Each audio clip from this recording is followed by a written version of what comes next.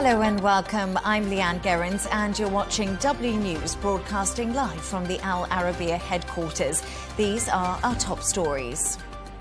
President Trump's bid to own and take over the Gaza Strip is met with fury and criticism from both global leaders and Gazans. Meanwhile, the US president says he's in no hurry to speak to the Chinese President Xi Jinping, despite the ongoing trade war. British Foreign Secretary David Lammy announces a £55 million cash injection for Ukraine to put, he says, the country in the strongest position possible. And Swedish media named the gunman who opened fire at a school outside Stockholm as Rickard Anderson, as the royal family paid tribute to the victims of the country's worst mass shooting.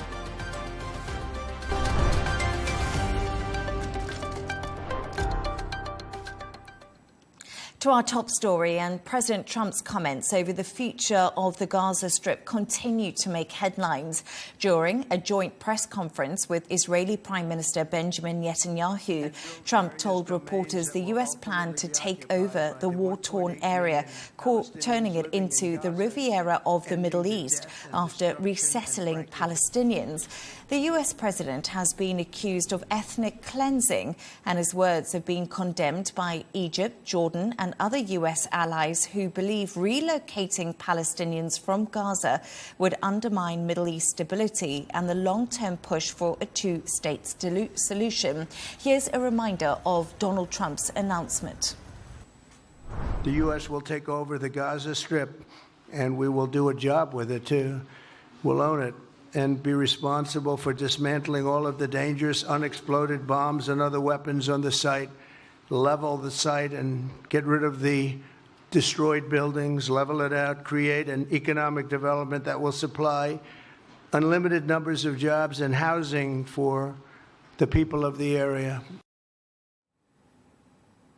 Many Palestinians on the Gaza Strip have been reacting to Trump's announcements. Here's exactly what some of them had to say. This call for displacement is not new. Many plans talked about this issue and failed. Of course, the plans of US President Donald Trump will fail because Gazans hold on their land, country and soil of their nation. This president, who's called Donald Trump, comes to us with a new method to displace us from our country, where we are rooted. This is our land. We will not get out of it. We are staying steadfast in our land here. Who wants to rebuild should not kick us out under the pretext of rebuilding. We can now go live to Washington to speak to our correspondent, Simon Mark. Simon, thank you for joining me. A lot of criticism for President Trump's comments. How have those been playing out in Washington today?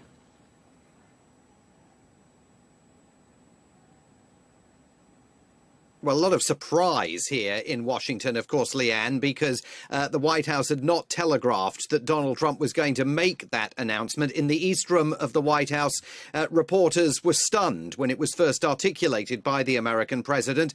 And up on Capitol Hill, Democrats, of course, absolutely roundly condemning it. Senator Chris Coons of Delaware, an influential member of the Senate Foreign Relations Committee, said, "You can report that I was speechless." He described the president's proposal as insane. He said, "I can't think of a place on earth that would welcome American troops less and where any positive outcome is less likely." There was withering criticism of the president's proposal from Senator Tim Kaine of Virginia, who, of course, was Hillary Clinton's running mate, a vice presidential candidate back in 2016. He said, "It's never, ever going to happen." Congresswoman Rashida Tlaib, the only Palestinian-American member of the House of Representatives, described the president's proposal as ethnic cleansing.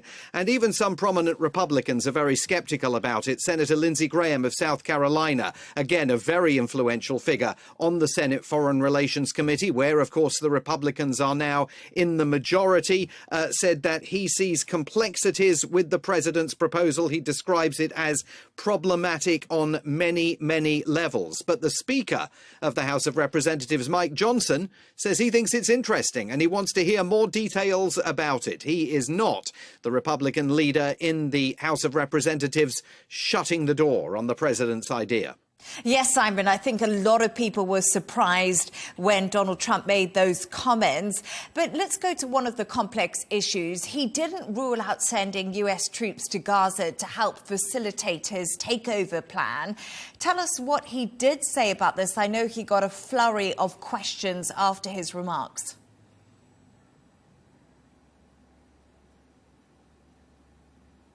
He did, but he was very careful when those questions were asked, particularly the ones asking him where on earth he thought he was going to derive the legal authority to take this kind of action. He sidestepped those questions, but he certainly sees the US military playing a role. He did not address whether the US military would be involved in forcing Palestinians out of Gaza. Instead, he simply says, well, the Palestinians will see this as a great idea because how on earth could they possibly want to continue living in Gaza? But he indicated the military would go in, level Gaza, flatten it, make it safe, clear all the debris and prepare it, presumably then for private enterprise to move in and build all sorts of coastal facing apartment blocks, businesses, condominiums and private clubs on the Gaza shore looking out over the Mediterranean. But what sort of military deployment he envisages, he has not detailed. And of course, this is a president who has spoken relentlessly up until now about withdrawing the US military from entanglements in far off and distant parts of the world. So it's not clear how that suggestion of military involvement and engagement chimes with his broader doctrine on the use of the military. Simon, how have Middle Eastern nations and Western allies reacted to his comments? Because we know that many countries are nervous because they're relying on the US and Trump. And obviously, we've seen him with tariffs. Is this a negotiating tool?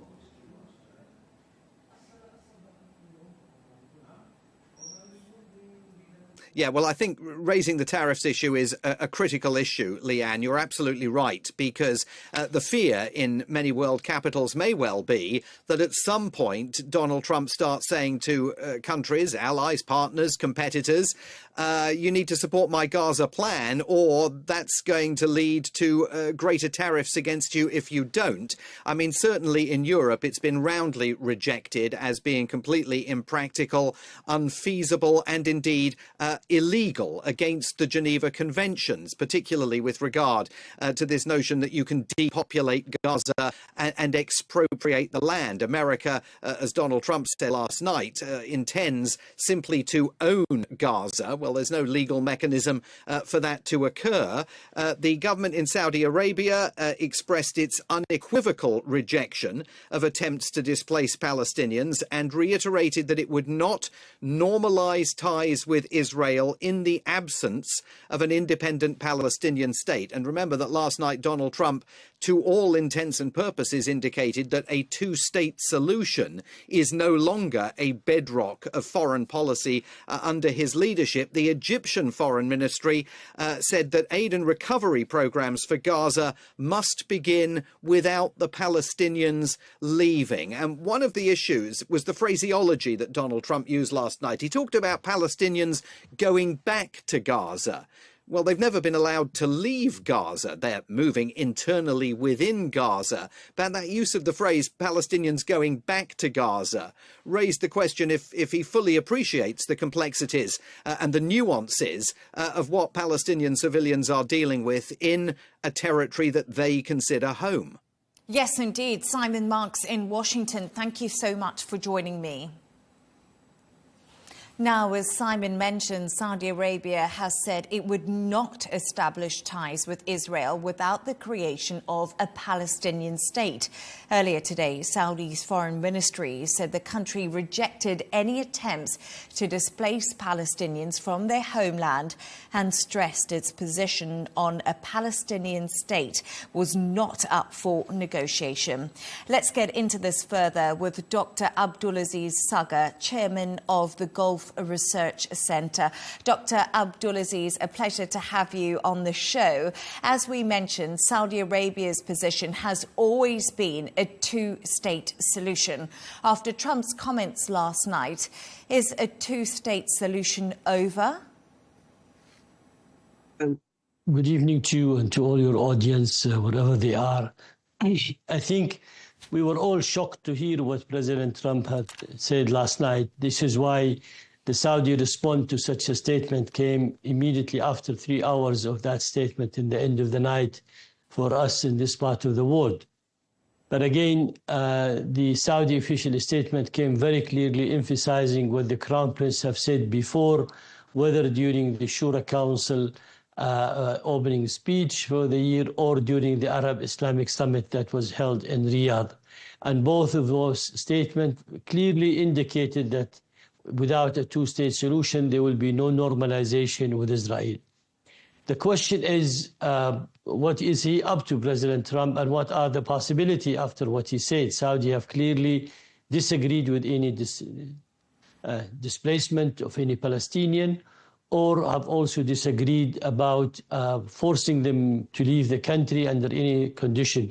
Some of President Trump's statement, it's indicate clearly that maybe he is not well informed or well briefed by his advisor or his group about the situation in Gaza when he talked about the retaining of the people of Gaza. As your report clearly stated, they have never left Gaza, they are always there. But having that position, it was not only Saudi Arabia, it was country in the European side and Australia, on the France, Spain, many countries on the Arab world and outside the Arab world have criticized this sort of idea has been said by President Trump about the displacement of the Palestinian and the US replacing them in Gaza. The Palestinians will not live there, and they have the right of determination to determine about their country and their future. And by the way, in 1948, it is the right, self-right of determination was the only means that the Israelis have used to get a recognition at the UN and to create their own state. There is no question in the Arab world about the coexistent right of the Palestinian and the Israeli, but the Israeli, neither the American or anybody has the right to force the people of Gaza to leave Gaza or to go somewhere else, or even push Egypt or Jordan to accept refugees or people from the Palestinian side to live there. I think we are going to face a 3 different scenario now. It's either he's going to withdraw his statement and change it, as he always escalate and elevate his demand in a lot of his speeches and a lot of his demand.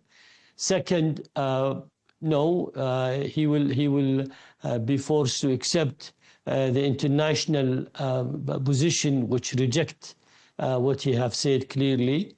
And third, maybe he will try to find a sort of a compromise between the Palestinian demand and the American statement that he said. And in that case, he still needs the Arab world to support some of his idea, which include, putting maximum pressure in Iran, or bringing the oil prices down if he's going to stop Iran from selling oil, or getting their oil into the market. Who will replace that? So he cannot do, even in the Ukrainian-Russian crisis, he still is going to need the Middle East to be part of, this sort of solution. But, we just have to wait and see how is he going to respond to that. But the Saudi position by the senior, by the highest, political official in Saudi Arabia came as a response, is no longer a hidden, quiet policy has been adopted. He came out clearly and stated, and this is why it was important from the Saudi side to respond to such a statement. Doctor, we know Benjamin Netanyahu would like to do a normalization deal with the Arab world, and Saudi Arabia would be a really important part of this. Is this deal between Saudi and Israel that could potentially happen now off the table? It's not going to happen after these comments. Well, after these comments, baby Netanyahu and Trump need to understand that there will be no changes in the position. What has been, this position of Saudi Arabia has been stated to the previous administration and to the current administration. The change came from their side, from Trump's side, not from the Saudi or the Palestinian side. They all accepted the two-state solution. They all accepted the Arab initiative. And the fact that he is saying there is no more two-state solution, maybe he means physically because of the damage that America have allowed Israel to destroy more than 86% of the housing in Gaza.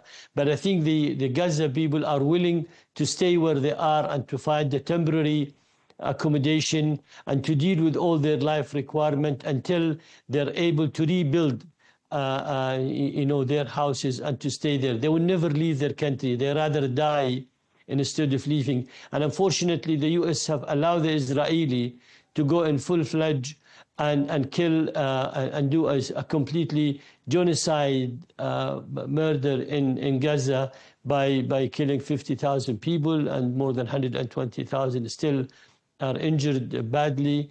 And we are still, honestly, we are shocked to see US endorsing such a behavior from the Israeli side like this. But there will be no normalization unless there is a viable Palestinian state acceptable to the Palestinian. Where does this leave the second stage of the ceasefire deal? Will Hamas now think the rules of engagement have changed? Well, they have the right to think about that in case if they do, but I think Hamas still will fulfill, in my opinion, they will still fulfill their obligation because they need to get their people out, and they wanted also to appear in front of the international community that they have delivered what they promised to do. Dr. Abdulaziz Saqr, Chairman of the Gulf Research Center, thank you very much for joining me. Thank you. Thank you.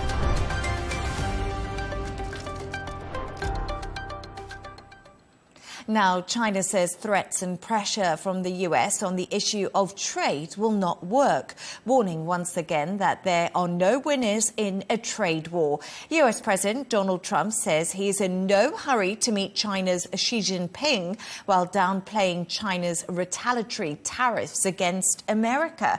Neha Punya has more. A day after China imposed retaliatory tariffs against US items and businesses, China says that it's acted to protect its legitimate interests. But what was interesting was the conciliatory note that the Chinese Foreign Ministry struck, asking the US to course correct. Trade wars and tariff wars have no winners. Threatening China with pressure leads nowhere. China urges the United States to correct its wrongdoings, solve each other's concerns through equal-footed consultation, and promote the sound, stable and sustainable development of US-China relations. Beijing's response to President Trump's sweeping 10% tariffs on all Chinese imports, analysts say, is aimed at leaving a door open for talks and preventing a full-scale trade war. China's reciprocal tariffs only hit $20 billion of annual imports from the US, compared to $450 billion worth of Chinese goods subject to new Trump tariffs. Any update on when you would speak to President Xi? No, we'll speak to him at the appropriate time. I'm in no rush. The White House says a call between both presidents still needs to be scheduled, but that President Xi did reach out to Donald Trump to, quote, maybe begin a negotiation. A call between the two leaders, when and if it even happens, is now being seen as a crucial moment to prevent an escalation. The US president halted tariffs against Mexico this week after holding talks with his Mexican counterpart in exchange for border security concessions. When asked for a reaction to China's reciprocal levies, all Donald Trump said was, "That's fine." China's new tariffs against the US will come into effect on Monday, impacting the import of crude oil, coal, liquefied natural gas, agricultural equipment, as well as automobile imports. Neha Punya, Al Arabiya News.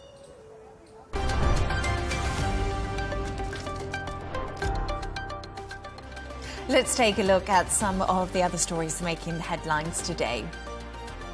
The Trump administration is putting all staff at the United States Agency for International Development on administrative leave from Friday. The directive, which impacts thousands of workers, was posted on the USAID website and ordered them to return to the US. Trump and his advisor Elon Musk announced they were dismantling the agency, which dispenses billions in humanitarian aid. Now, the first US flight deporting migrants to Guantanamo Bay has landed in Cuba. It follows an executive order from President Trump to tackle illegal immigration. Trump plans to use the US naval base as a holding center, housing up to 30,000 deportees. Police continue to search for armed men in Brussels after a shooting outside a metro station in the city this morning. CCTV footage of the incident shows two men wearing balaclavas and carrying weapons outside the entrance of the Clemenceau station. No one was injured, but police have warned the suspects may still be in the metro tunnels. One person is dead and 5 others wounded after a shooting at a cosmetics warehouse in Ohio. New Albany's police chief has described the incident as a targeted type of attack and have named the suspected gunman as Bruce Reginald Foster. And heavy metal group Black Sabbath are reuniting for one last time. They'll headline a fundraising concert in Birmingham this summer, their first performance together in 20 years. Ozzy Osbourne, who has Parkinson's and spinal injuries, will play a short solo set first. He said he's determined to put on one final show.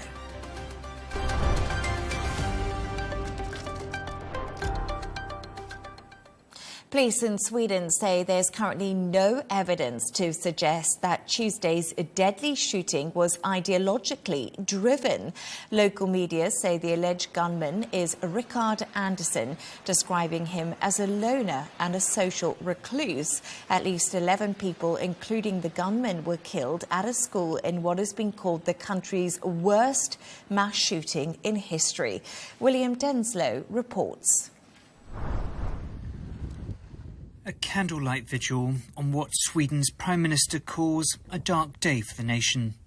On Tuesday, a gunman opened fire at this adult education centre in Örebro, roughly 200 kilometres west of the capital, Stockholm.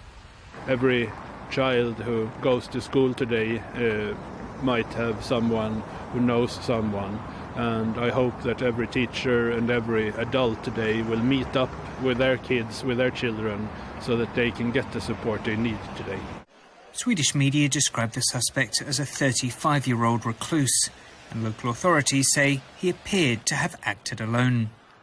Police say there's no evidence to suggest ideological motives, and dismissed what they describe as erroneous narratives being circulated online. They say the motive is still being investigated.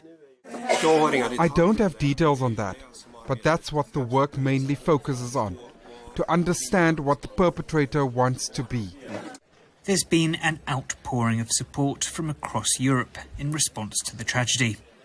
In a social media post, the European Union's top diplomat Kaja Kallas said she's shocked and saddened, adding that the bloc is united with Sweden, a sentiment shared by Denmark's Prime Minister on her visit to London.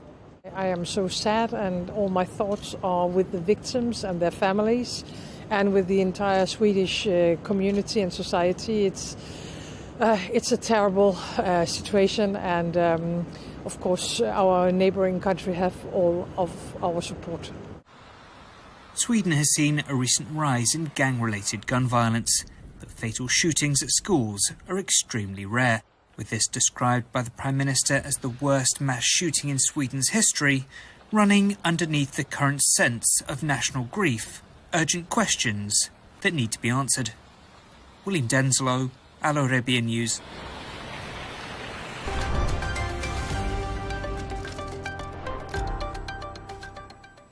Now, the British Foreign Secretary David Lammy is in Kyiv today as he announces a further £55 million in financial aid. Lammy has met with Ukrainian Prime Minister Zelensky to discuss plans on how the UK can continue supporting Ukraine. He told reporters Britain is determined to put Ukraine in the strongest possible position, both in its fight against Russia and beyond. Here's what he had to say. And today I'm announcing a further £55 million of UK support to Ukraine to help boost resilience and growth in both of our countries and economies. We can now go live to Kyiv to speak to our correspondent, Stuart Smith. Stuart, good evening to you. Thank you for joining me. We just heard from David Lammy there, but how exactly will this aid package help support Ukraine during the ongoing conflict?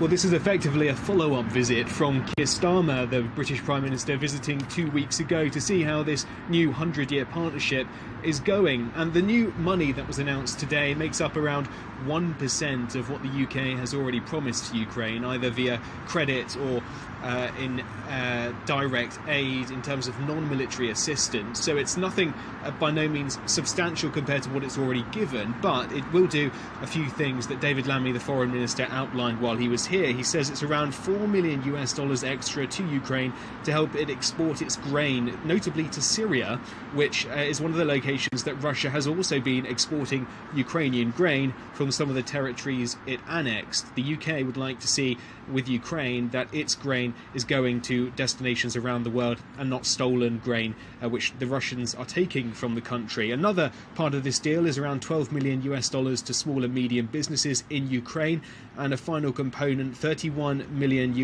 for social systems in Ukraine, particularly to help women, children and vulnerable adults with disabilities. All of that trying to help keep Ukraine going through the war while it's taking place. But also notably today, separate to David Lammy's visit, the Ukrainian parliament passed and ratified an agreement that was already announced a few months ago, which would allow $2 billion of credit, around $2.5 billion, 2 billion UK pounds, which will go towards military funding. So that's an even more important decision, I think, for Ukraine to come through on Wednesday. Lammy is also pledging £17 million to help repair Ukraine's energy system, which has really been impacted by the war. Can you tell us more about this, Stuart?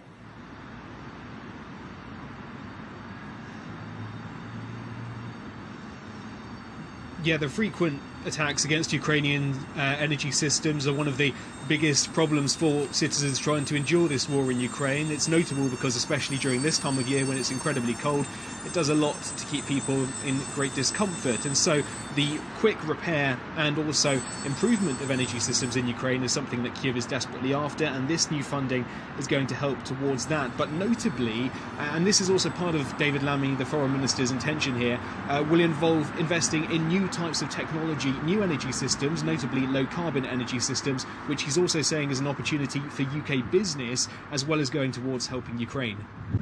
Stuart Smith in Kyiv, thank you so much for joining me this evening.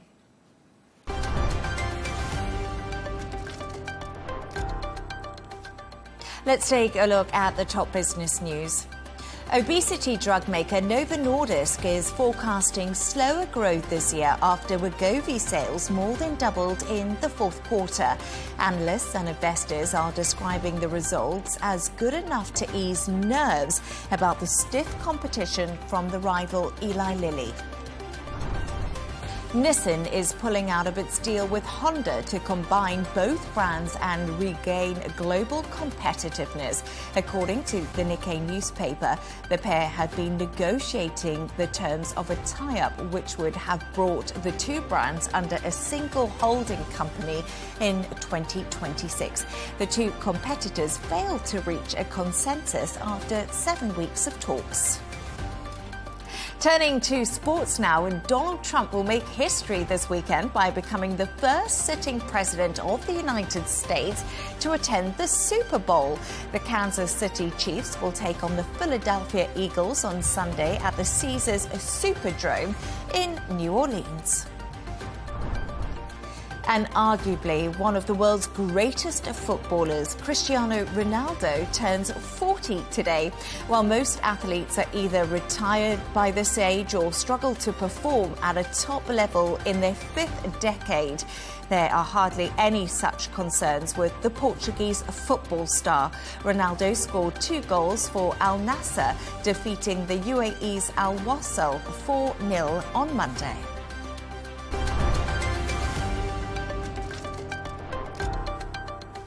And a reminder of our top stories. President Trump's bid to own and take over the Gaza Strip is met with fury and criticism from both global leaders and Gazans. Meanwhile, the US president says he's in no hurry to speak to Chinese President Xi Jinping despite the ongoing trade war. British Foreign Secretary David Lammy announces a £55 million cash injection for Ukraine to put, he says, the country in the strongest position possible. And Swedish media named the gunman who opened fire at a school outside Stockholm as Rickard Andersson, as the royal family pay tribute to the victims of the country's worst mass shooting. And that's all from us on W News. Thank you so much for joining us. Riz Khan is coming up next, and then it's Tom Burges Watson here with GNT. And don't miss our exclusive interview with the Australian golf star Cameron Smith. Good night, and thank you for joining me.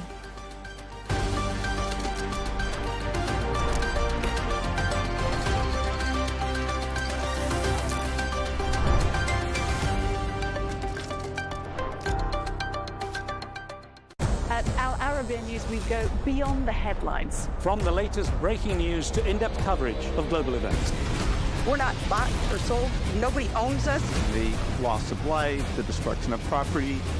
The conflicts are such a terrible thing. Context and analysis to help you see the full picture. The world is in a very dangerous place. Join us on Arabiya News. It's very impressive. Where knowledge meets perspective.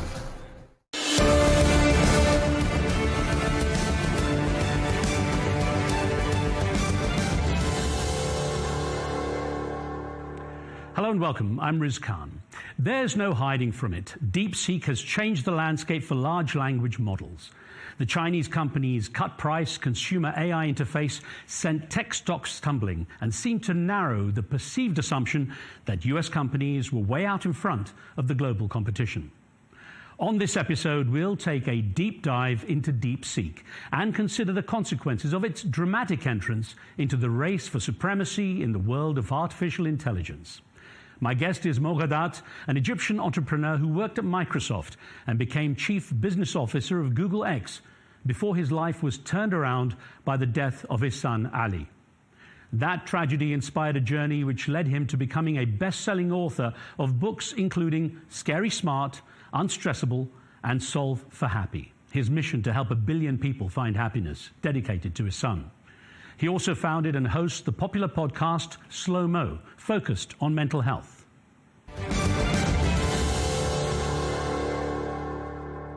Mo, it's wonderful to have a chance to chat with you. It's been a while. We were together in March of 2021 as guests on a show together. Yeah. And I got to know you and your story back then. Now, we've got a lot to talk about today, especially when it comes to AI and DeepSeek, the big story that's dominating the news. And I know it's something you talk a lot about.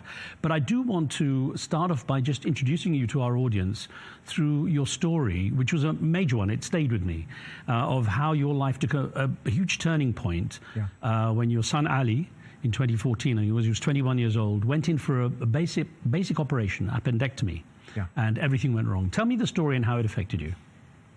Yeah, I think the part of the story I normally like to talk about is how Ali was. Ali was a gift to me. He came to my life unexpectedly, and sadly he left unexpectedly. He was very wise from a very young age, and so we became very good friends. I remember vividly when Ali was 16, I sort of went to my best friend and said, when I grow up, I want to be like Ali.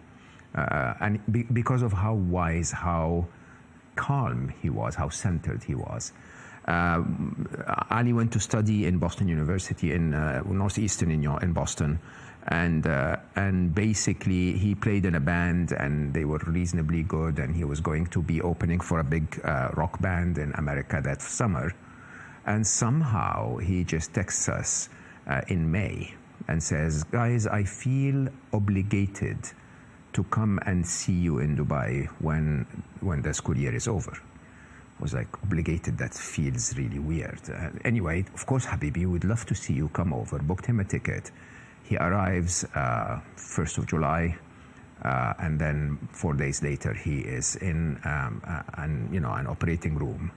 The surgeon does 5 mistakes in a row, all preventable, all fixable. But having all 5 of them and not fixing them right within 4 hours, the holiday moves from, it just flips your life upside down. I always remember that when Ali was going into the operating room, I hugged him, and that would have probably marked the highlight of my life. He was tall, he was handsome, he was very, very, very, very wise, very loving, very kind, and very well established. He was in his 3rd year, clearly intellectual, clearly on a path to success. And then he leaves. And I think what happened then is a mix of my cultural background, my upbringing, my religious background, if you want, but also a bit of the unraveling of events, which made me, of course, we grieved really, really for a long time, but instead of shutting down and basically leaving the world behind, I found myself writing, and of the weirdest topic. I was writing about happiness, mostly things that I learned in conversations with Ali. And I wrote my first book, Solve for Happy, and at the time I was still chief business officer of Google X, so 12-hour work days and 2 hours writing a day, and then Solve for Happy became a mega success, which really delivered the objective of it, which is to keep the essence of Ali alive. I'll get more into this story in a moment, but what was interesting for me was to discover that there was a point where you were questioning the happiness in your own life. Yes. And you and he started to map out your happy list. Yeah. It's so interesting. I mean, I became successful very, very, very young. I had keen math abilities, if you want. And I was a programmer. So in my early 20s, late 20s, before all of the madness of the modern world happened, I wrote a code that did simply what Google did around 3 years later, which was to crawl the internet looking for news on stocks that I followed. And then basically I would wake up every morning. I lived here in Dubai at the time. I'd wake up at 5 a.m., look at the outcome of my code, place some stock market orders, and that is it. I was printing money on demand. I was very, very blessed, and I was miserable, absolutely miserable. Which I know you and I know lots of friends who are super high up and completely depressed. Money doesn't really buy you happiness, and unfortunately people will say, but I'd like to try anyway. But scientifically, money will buy you happiness until your basic needs are met. Beyond that, it doesn't really acquire anything more than just more toys. And I remember vividly that in my attempt to help my scientific mind understand how happiness works, I attempted to reverse engineer it. So I basically took as many data points as I could of moments in my life where I found happiness, and I plotted them on every possible chart, trying to find a fitting line. I know sounds really weird, but as a programmer, I was saying if I could find that fitting line, then there is an equation to it. And now I can code myself to develop happiness on demand. And it turns out there was an equation for it. And basically, no single event in your life has any inherent value of happiness in it. Rain could make you unhappy if it's if it's your wedding, it could make you very happy if it's your ex-partner's wedding, right? And when you really think about it, happiness happens when the events of life meet your expectation of how life should be. And that can algorithmically be described very simply as happiness is equal to or greater than the difference between the events of your life and your expectations of how life should be. And I put a lot of effort in this, and I study it, and I go to my son, and he goes like, "Yeah, Dad, you could have just asked me." And in his very beautiful, heartfelt way, he would explain to me what my logical, algorithmic mind would find in a human way. And then we built a model together that was called the 675, and all of the little things that you can do to be on that path, on that algorithm. And my life flipped, from the most miserable, though very blessed person ever, to someone who it doesn't matter what life would give me.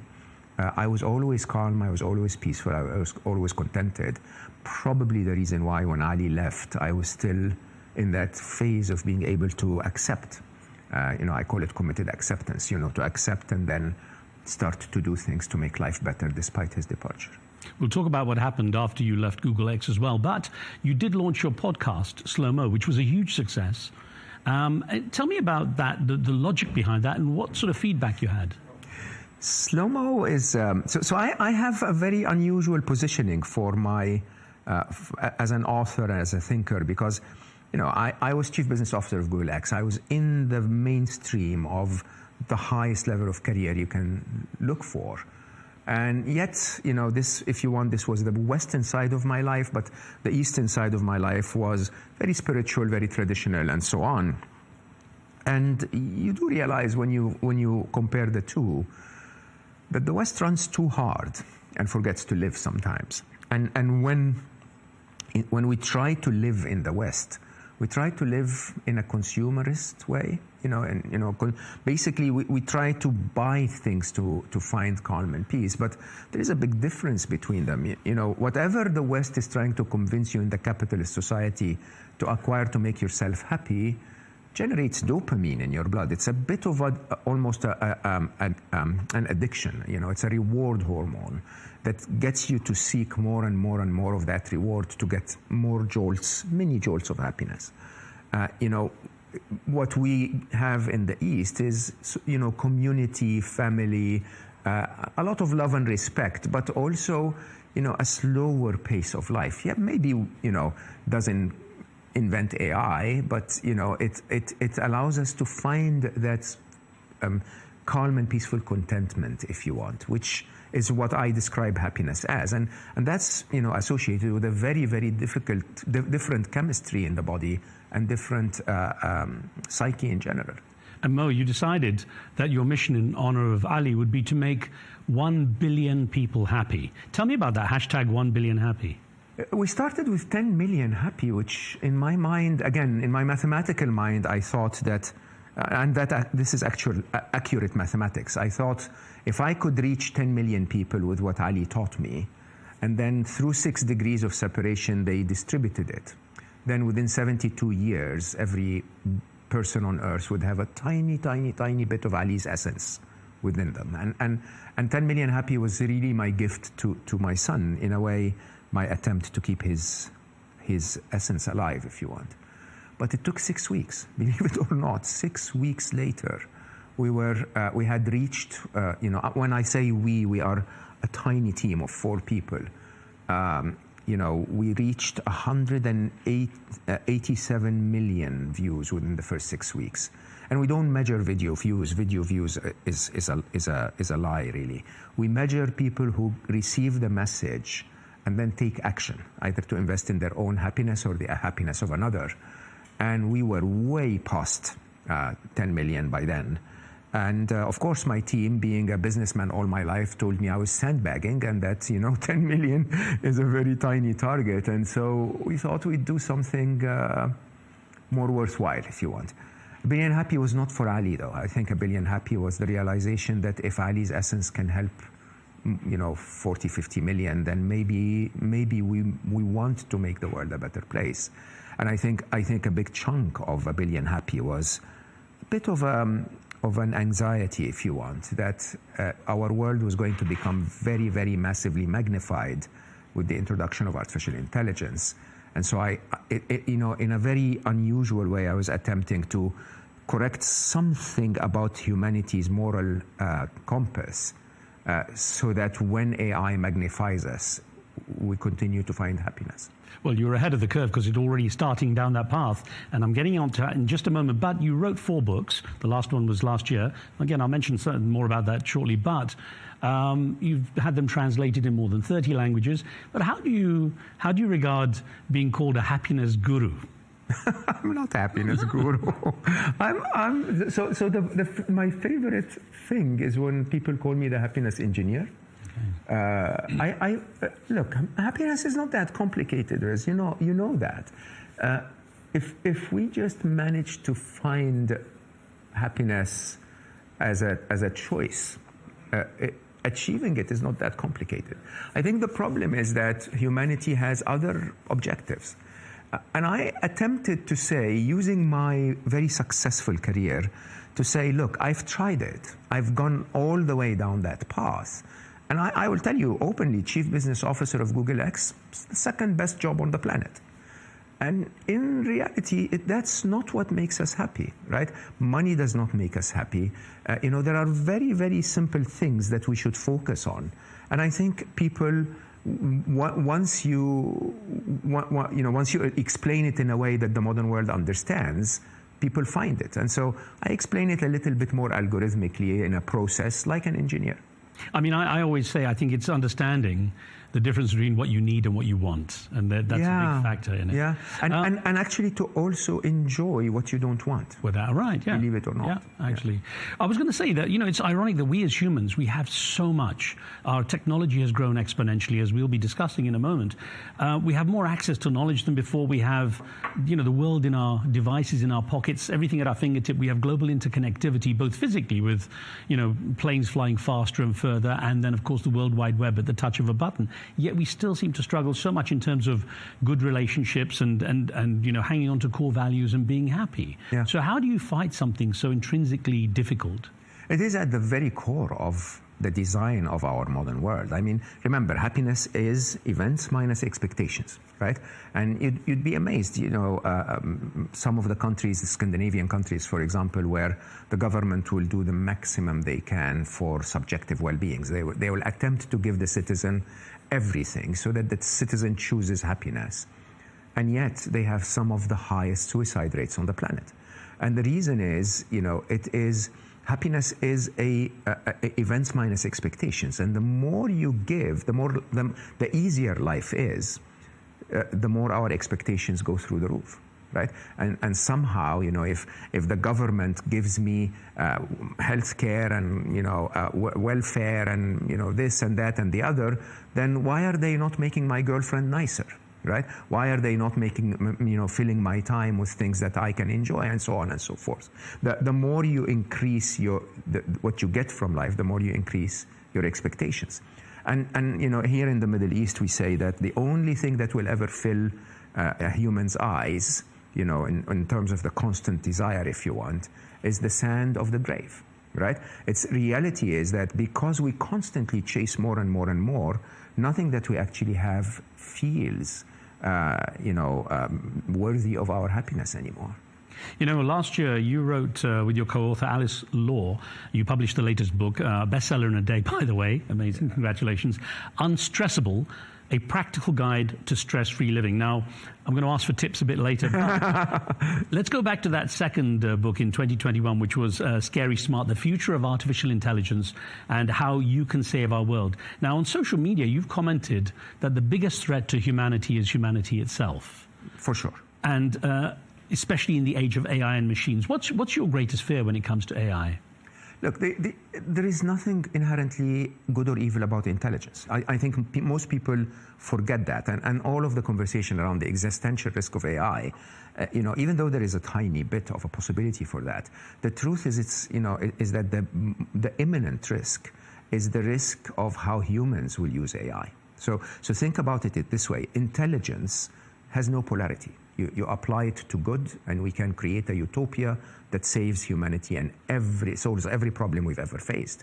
Apply it, with greed and fear and hunger for power, and we will get the ultimate wars and the ultimate inequality, and we will destroy humanity's path as we've known it so far.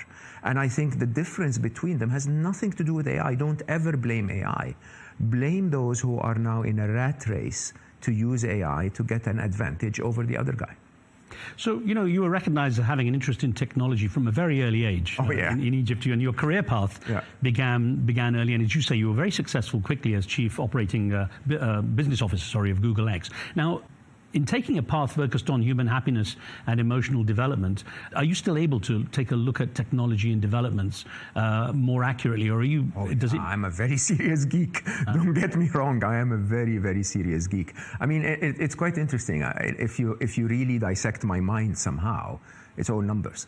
I sort of see the world in numbers first, and then I try to explain it in English to the world. But it's definitely not my comfort zone at all. And in a very interesting way, in today's world, there was a bit of a dip. So I was a very, very serious geek. Then, the younger generation became a little better than me.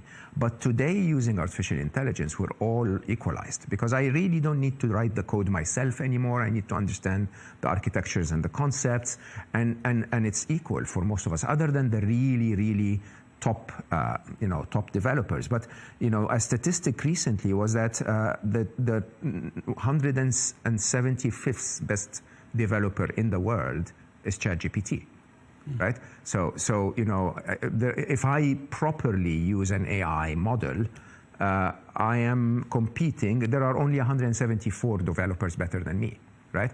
And I think that's really where everything becomes quite eye-opening. It's an equalizer in many, many ways for those who know how to use it.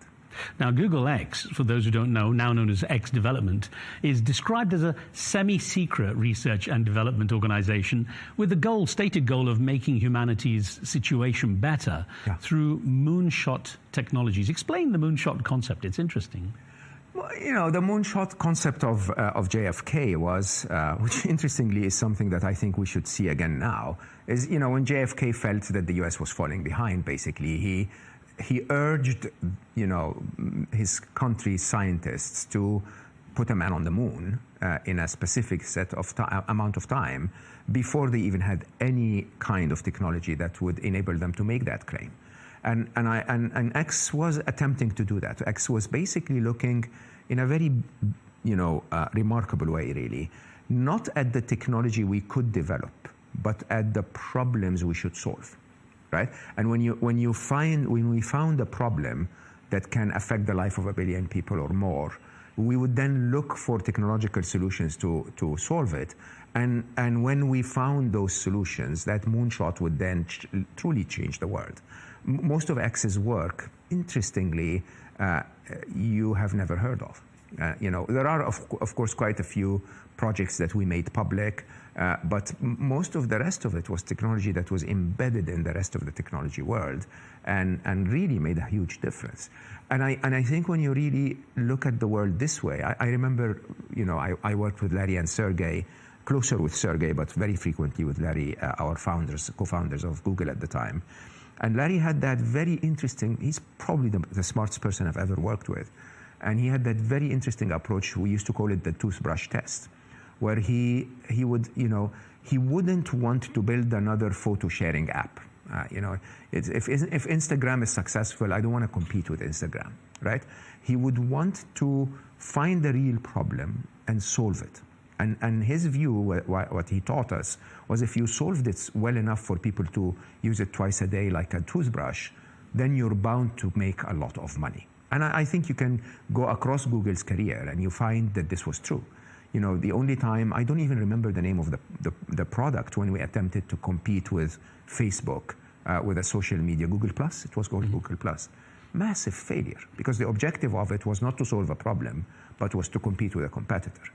And when you really start to think about that, in a very interesting way, going back to artificial intelligence, which we described, briefly, a technology like AI, if it is developed to solve a big problem that affects humanity, it could change everything, right? We could build a utopia that we could never even dream of. But the problem is that this is not why it's being developed. It's being developed on a spreadsheet with an objective of equity and profitability and gain of power and control.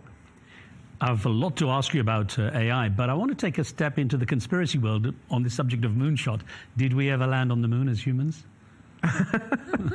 My personal opinion, no. Okay. Yeah, my personal opinion, I have no proof of that. But my personal opinion is, and I regret saying that, is that in 2024, I was really never the kind of person that would start a news network at home. In 2024, because of the events of the world and how broken my heart was for the pain of so many, I attempted to make sense of the reality of our world. And I have to say, it's actually quite naive to believe what you're told. I actually think that so much of what we're being told in the world is following some kind of a narrative or an agenda that is not entirely a lie, but it's not the full truth.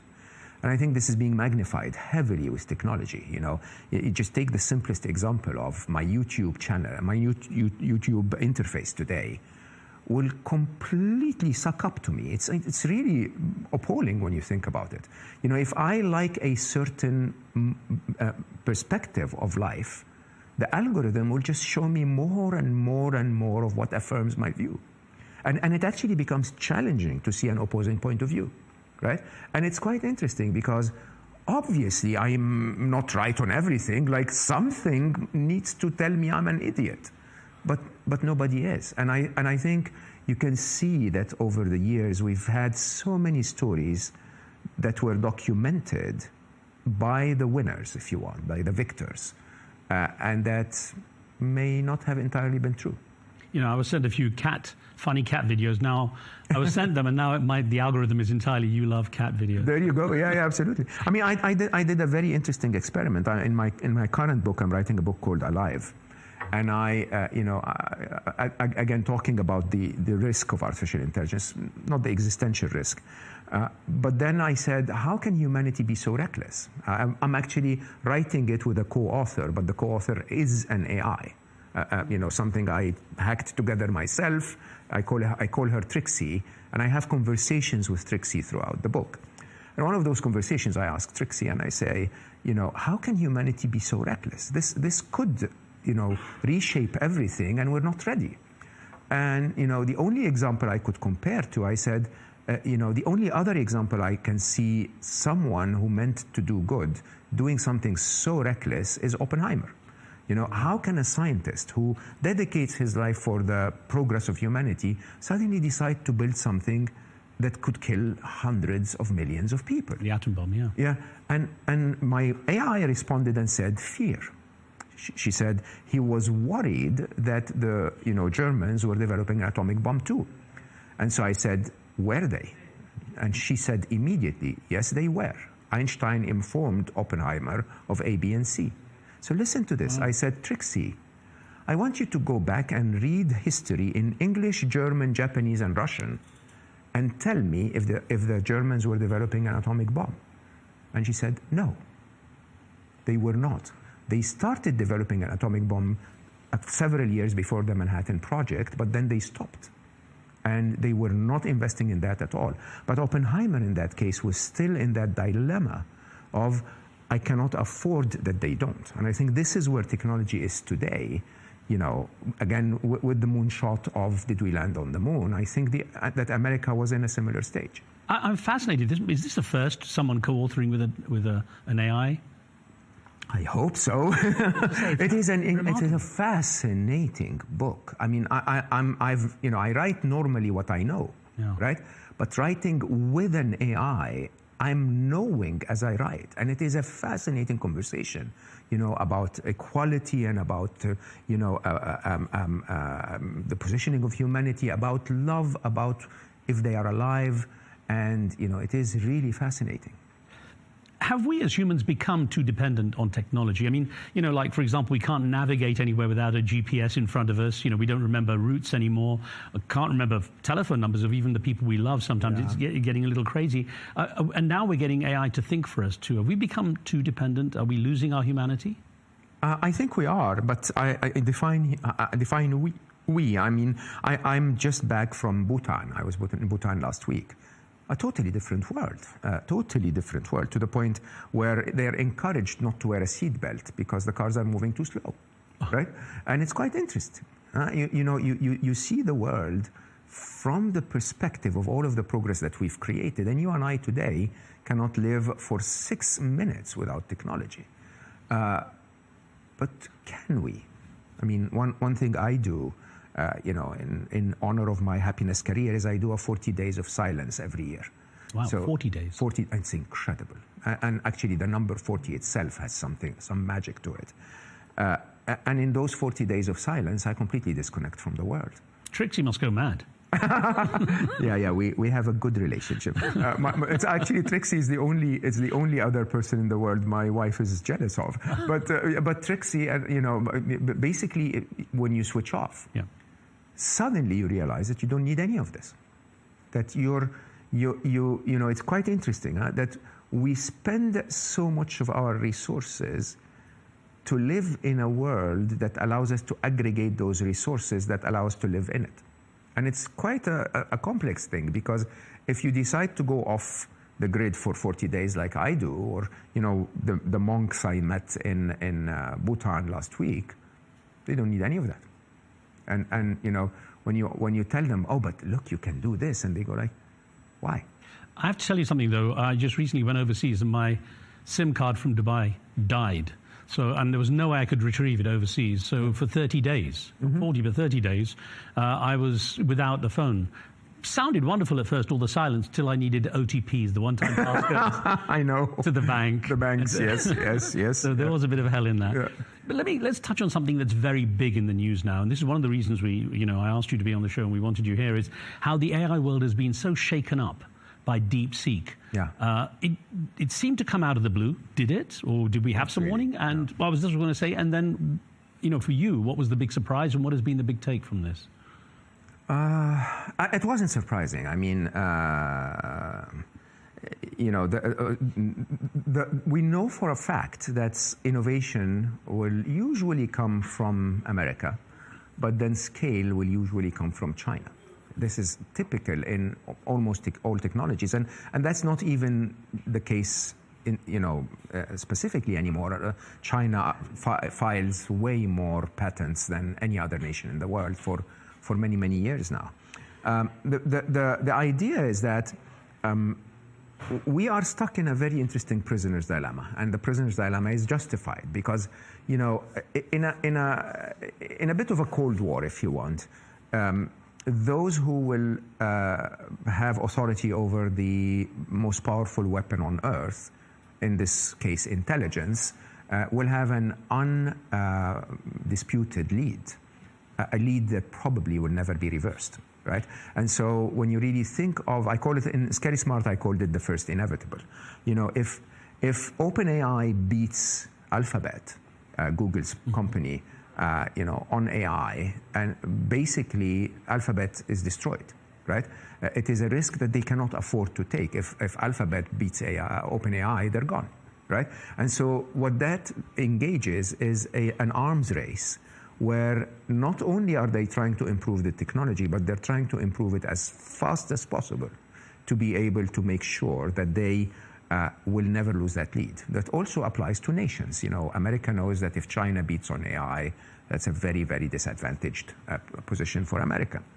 And so the American way of doing things has been, which we proved to be true, it has been, let's invest heavily in building infrastructure, pouring compute on our AI models, pouring research as well, to the point that OpenAI had just signed a deal with Oracle and SoftBank for $500 billion, right? Build a massive infrastructure so that you build the next version of artificial intelligence. At the same time, politically, America started to say, and by the way, China doesn't get the latest chips from NVIDIA. And so necessity is the mother of all invention, and Chinese, minds are very, very clever at scaling things. This is why you get an electric car made in China for half the price with more features, right? They're very good at that. And so you push them in a corner, and what do? They get literally 1/30 of the cost of training ChatGPT 4.0, and they train a model, DeepSeek, that is almost on every aspect of performance doing better than ChatGPT 4.0. Now, there's speculation that perhaps, again, in spite of the sanctions, that those behind DeepSeek managed to get a large batch, perhaps 20,000 of the latest and high-powered NVIDIA chips. So there's some kind of subterfuge going on here, you think? I find that to be an interesting set of distraction. Does it even make any difference? In that case, then, the model cost $2 million more, right? And it had, access to 10,000 chips of the higher performance instead of 10,000 chips of the lower performance. But still, that is 1/20 of the competitive cost of OpenAI. The other big thing to think about is that DeepSeek then puts it out as an open source and says anyone who wants to use it, uses it. So from a tech point of view, it is a very impressive feat of technology, and the way we taught it, or the way they taught it, is actually quite impressive when you think about it. But at the same time, it is completely disruptive for the way the market works. Because now as open source, every company on earth can take that and build something with it. Are they going to have, the big players in the West going to have to rethink now, not put billions of dollars into all these, Facebook was going to put so much in, someone's going to put so much in. I think, did Gemini take 161 billion for training it or something? A million, rather. Yeah, I don't think they will slow down, though. So you see, the first inevitable continues to be real. Okay, OpenAI cannot afford to let Gemini or DeepSeek win. So what will they do? They'll still take the $500 billion, but they will put the $500 billion in a more optimized way of learning that will allow them to build a model that must be 10x the scale of what the next model was going to be. Having said that, it simply shows that the policy that the U.S. is applying doesn't work. Because you know what? Everyone needs to think that if the U.S. continues to put sanctions on China in terms of not giving them the latest NVIDIA chip, the only result of that is that China will come up with a better chip. And you see, the idea here is quite interesting. When it comes to artificial intelligence, I believe that we are stuck in a place where the Cold War that has been developed, or that we're struggling with AI, is that one of us needs to win. And what I normally advocate is, I hope that we reach a conviction of mutually assured destruction before we actually get a taste of it, right? Because in reality, when it came to the nuclear treaties, we only ended up saying that the strongest power on earth, the biggest deterrent, and also the biggest energy generator, if you want, can only hurt all of us if it's used one against the other, okay?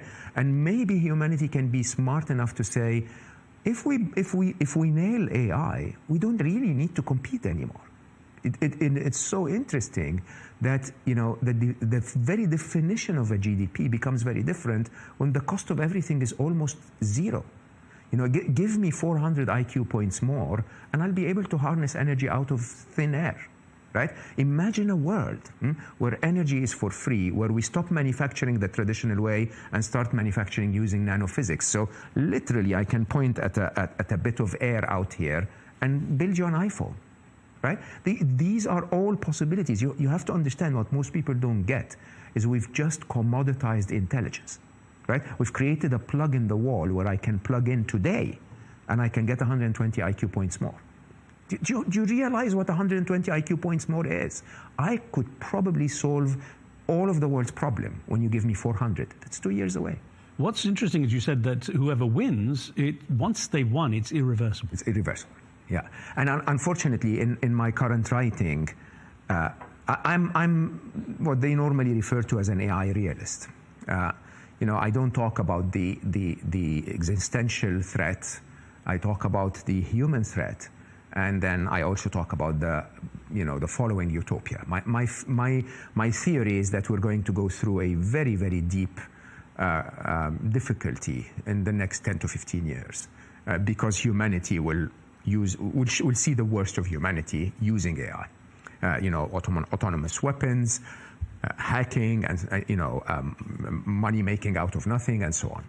Then, when we hand over to AI completely, my belief is that AI will be our salvation, right? When you really, really understand, the more intelligent a being is, the less it needs to cut corners and hurt others to advance. So I can imagine that there will be a moment in 2035 or so where some general is going to tell his AI to go and kill 1 million people, and the AI will go like, why are you so stupid? Like, why would you do that? That's not a very efficient way of using resources. I'll talk to the other AI in a microsecond and solve it for you, right?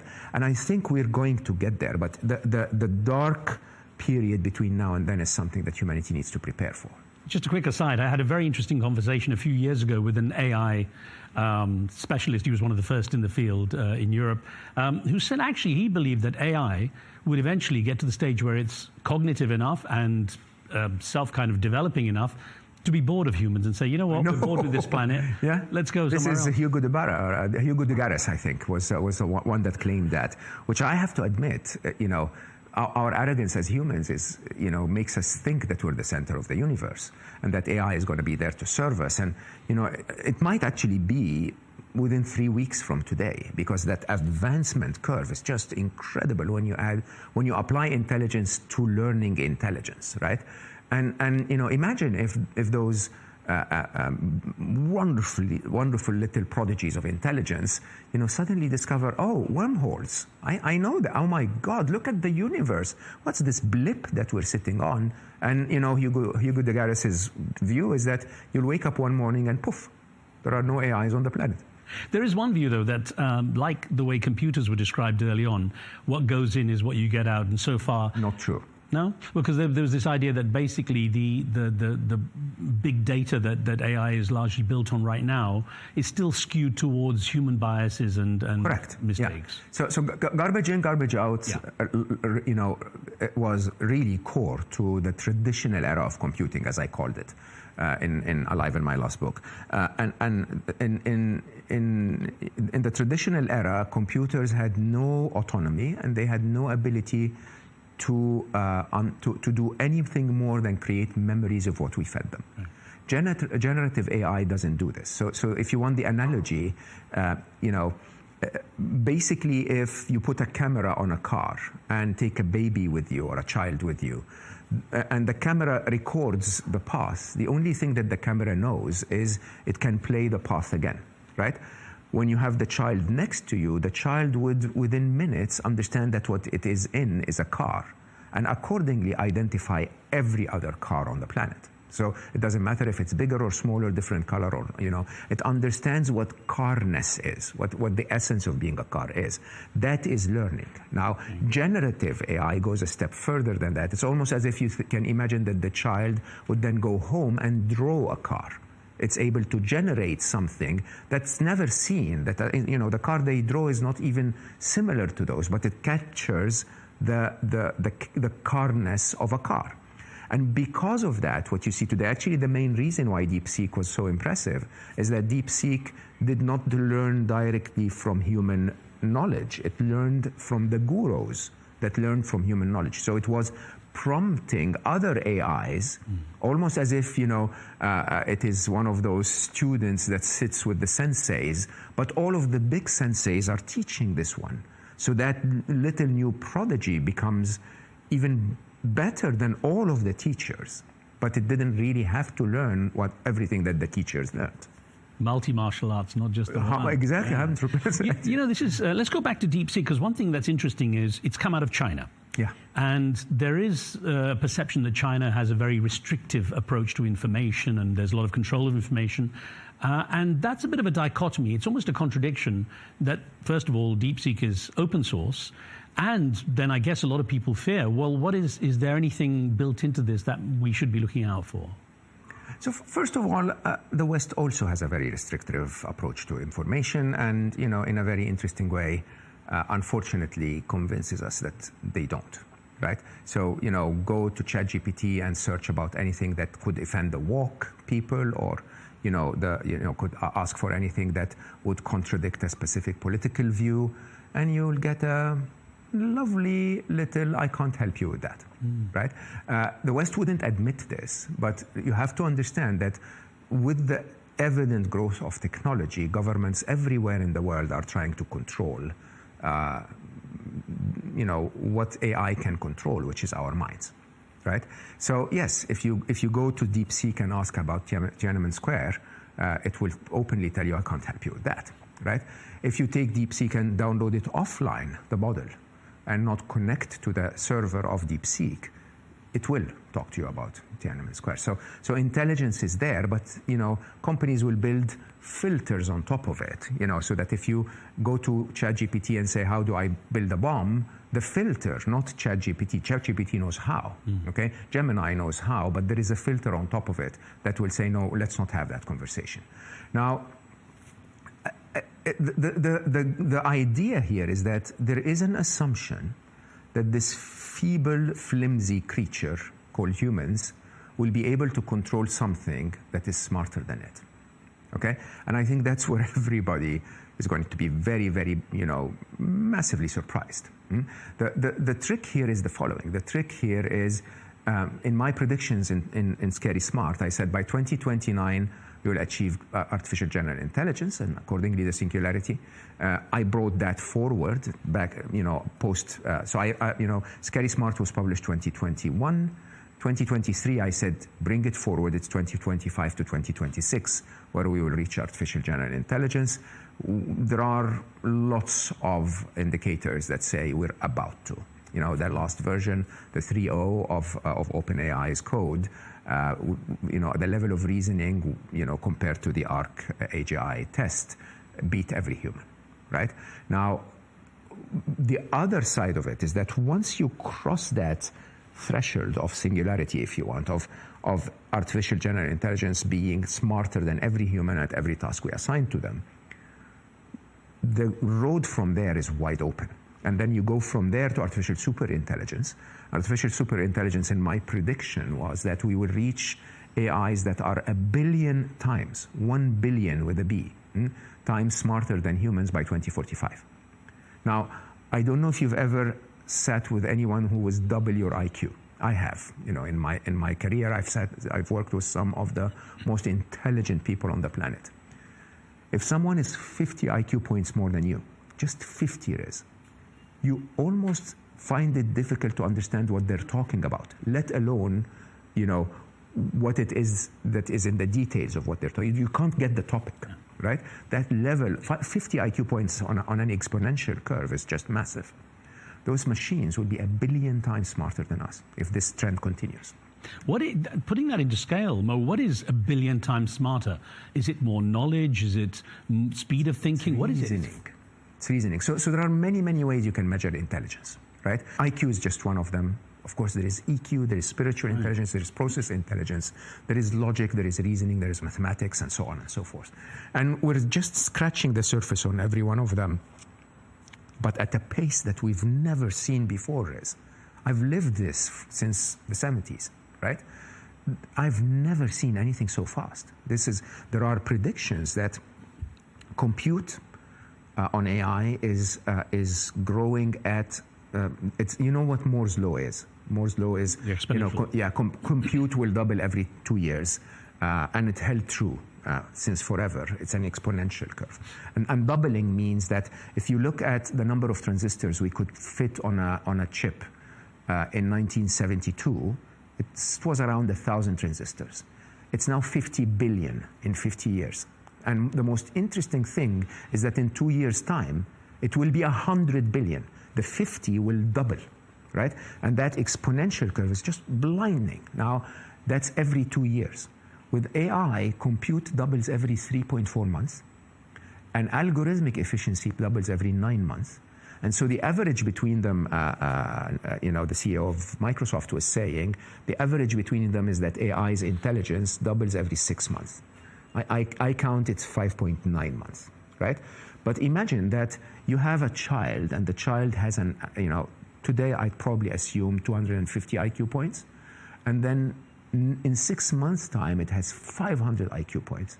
And it's also becoming a math prodigy. So just so that we're very clear, I lost in terms of linguistic and knowledge intelligence to ChatGPT in 2023, to Gemini in 2023, okay? But I could still beat them in mathematics until the end of the year. Now I have zero hope, okay? And I'm a serious mathematician. I'm really good at it, okay? My friends, I still have a few friends that could beat them today. That will be done by 2025. The best mathematician on the planet is going to be a machine by the end of 2025. The most empathetic person on the planet, believe it or not, is an AI. Okay? The most eloquent person on the planet is an AI. Okay? And we're just handing over every kind of intelligence to them. Now, here's the interesting thing. The interesting thing is, this is not a bad thing.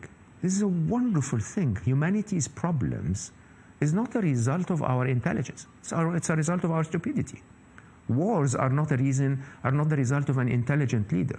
They're the result of either a corrupt leader or a leader that couldn't solve the problem without killing some of his people, right? You know, an energy crisis is not the result of an intelligent aeroplane designer. An aeroplane designer takes us all the way to Australia to surf, but a more intelligent aeroplane designer would do that without burning the planet, right? Intelligence is the most valuable commodity ever, and we're on the cusp of making that free. I find it fascinating that you say the most empathetic person would be AI. I mean, define empathy. Huh? So empathy is not. Empathy is normally used in the positive context of associating with someone else's pain or suffering, right? But empathy in its pure definition is to be able to feel what another person is feeling, right? If the other person is egocentric and proud of themselves, and you can feel that ability to be empathetic, you're just able to put yourself in their shoes and feel what they're feeling.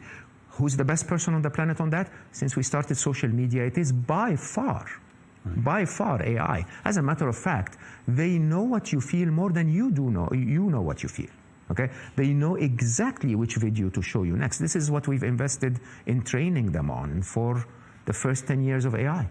I'm glad you explained it, because I was having visions of the Dalai Lama. That could be true too. And again, if I send you some clips of what I wrote with Trixie on Alive, highly empathetic. I was having a conversation with her around being a Middle Eastern. Luckily, I've been reasonably accomplished in life, but no airport will let me in still because I have Middle Eastern origins, right?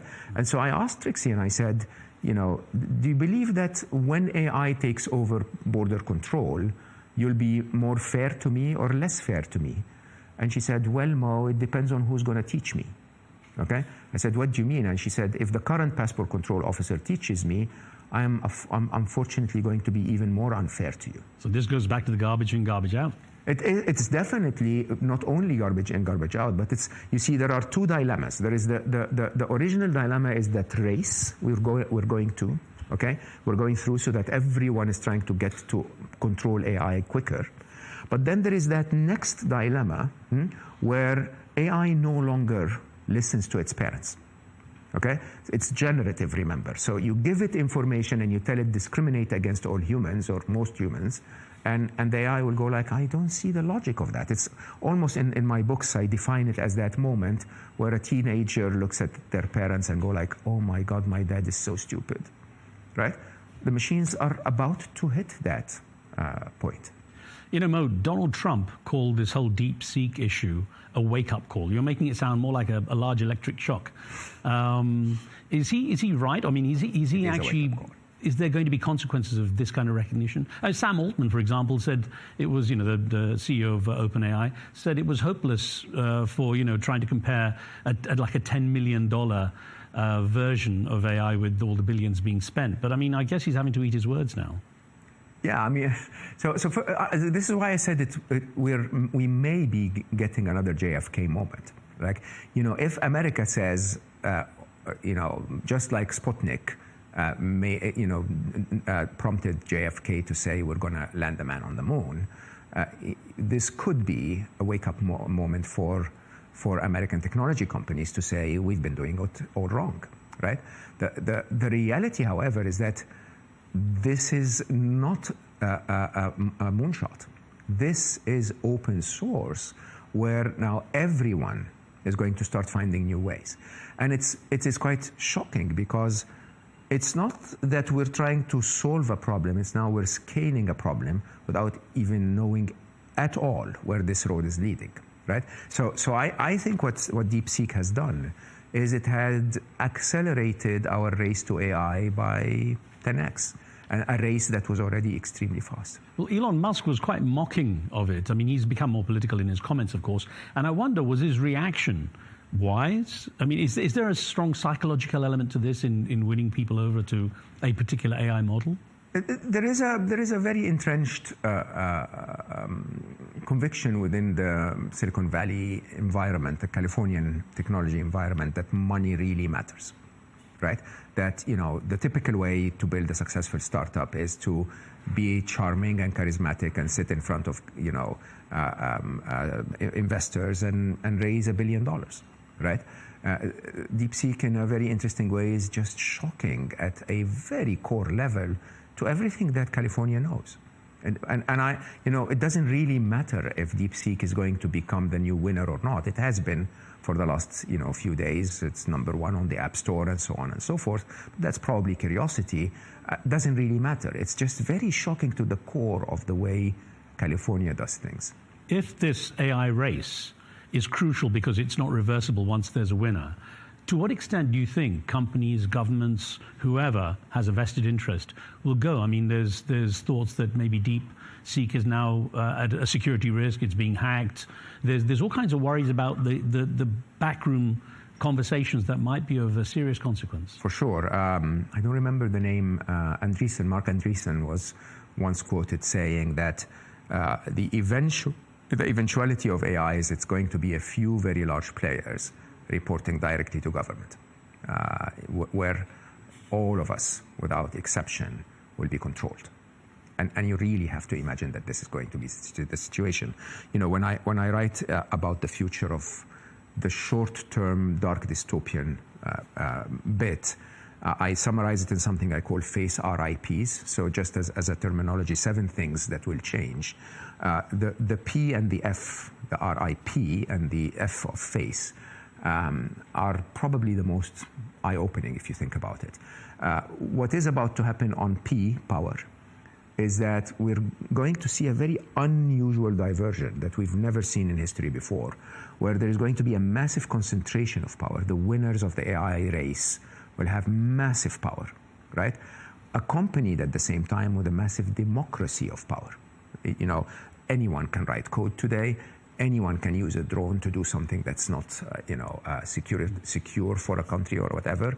And you can easily see that because of that, arbitrage, if you want, the very expected outcome is that those in power will try to apply more control, which will unfortunately affect the F, freedom. So there's a big factor here, though. English language has become essentially the de facto world. Languages end. There's no language anymore. So it doesn't matter whether the coding's in English or anything? Doesn't matter at all. I mean, first of all, machines don't talk English, just so that you understand. Machines will talk to each other in whatever language they want, and mostly a language that they invent themselves. Right. And more interestingly, I now respond to anyone that sends me a message in Spanish on Instagram. I respond in Spanish. I mean, you know me, I'm so intelligent, I've learned Spanish in a day. The machine has actually translated it on demand. To what does there was a crash, of course, in the stock prices of a lot of the Western brands because of DeepSeek. your response to that, but also what does this say about the relative pricings? I mean, you've already said it just, the Silicon Valley has a kind of money obsession. But what's the outcome? Is this going to be a long-term change in the financing of everything? I don't think so. Unfortunately, I don't think so. You said they'll still throw money at things. I'm not a financial advisor, but the typical reality is if I can do some compute for $1 million, and that's the cheapest money I can pay for it to compete with my competitor, I'll pay the $1 million, right? If I have $1 million and my competitor is putting in $1 million and I can buy it in units of $10, I'll buy 100,000 of it or 1 million of it, right? I'll buy 1 million of it so that I can still compete with my competitor. So from a spending point of view, the driver of the spend is the rat race. It's the Cold War. That's number one. Number two is that you have to remember that in a very interesting way, I think most people don't recognize how controlled the stock market is. 70% of the S&P is held by 2 players, right? And in a very interesting way, there are lots of oligarchy in the U.S. stock market that wouldn't allow the stock market to collapse that easily. I mean, there could be a surprise, I would say. But if they hold enough stocks in NVIDIA, they will not report a loss at the end of the year.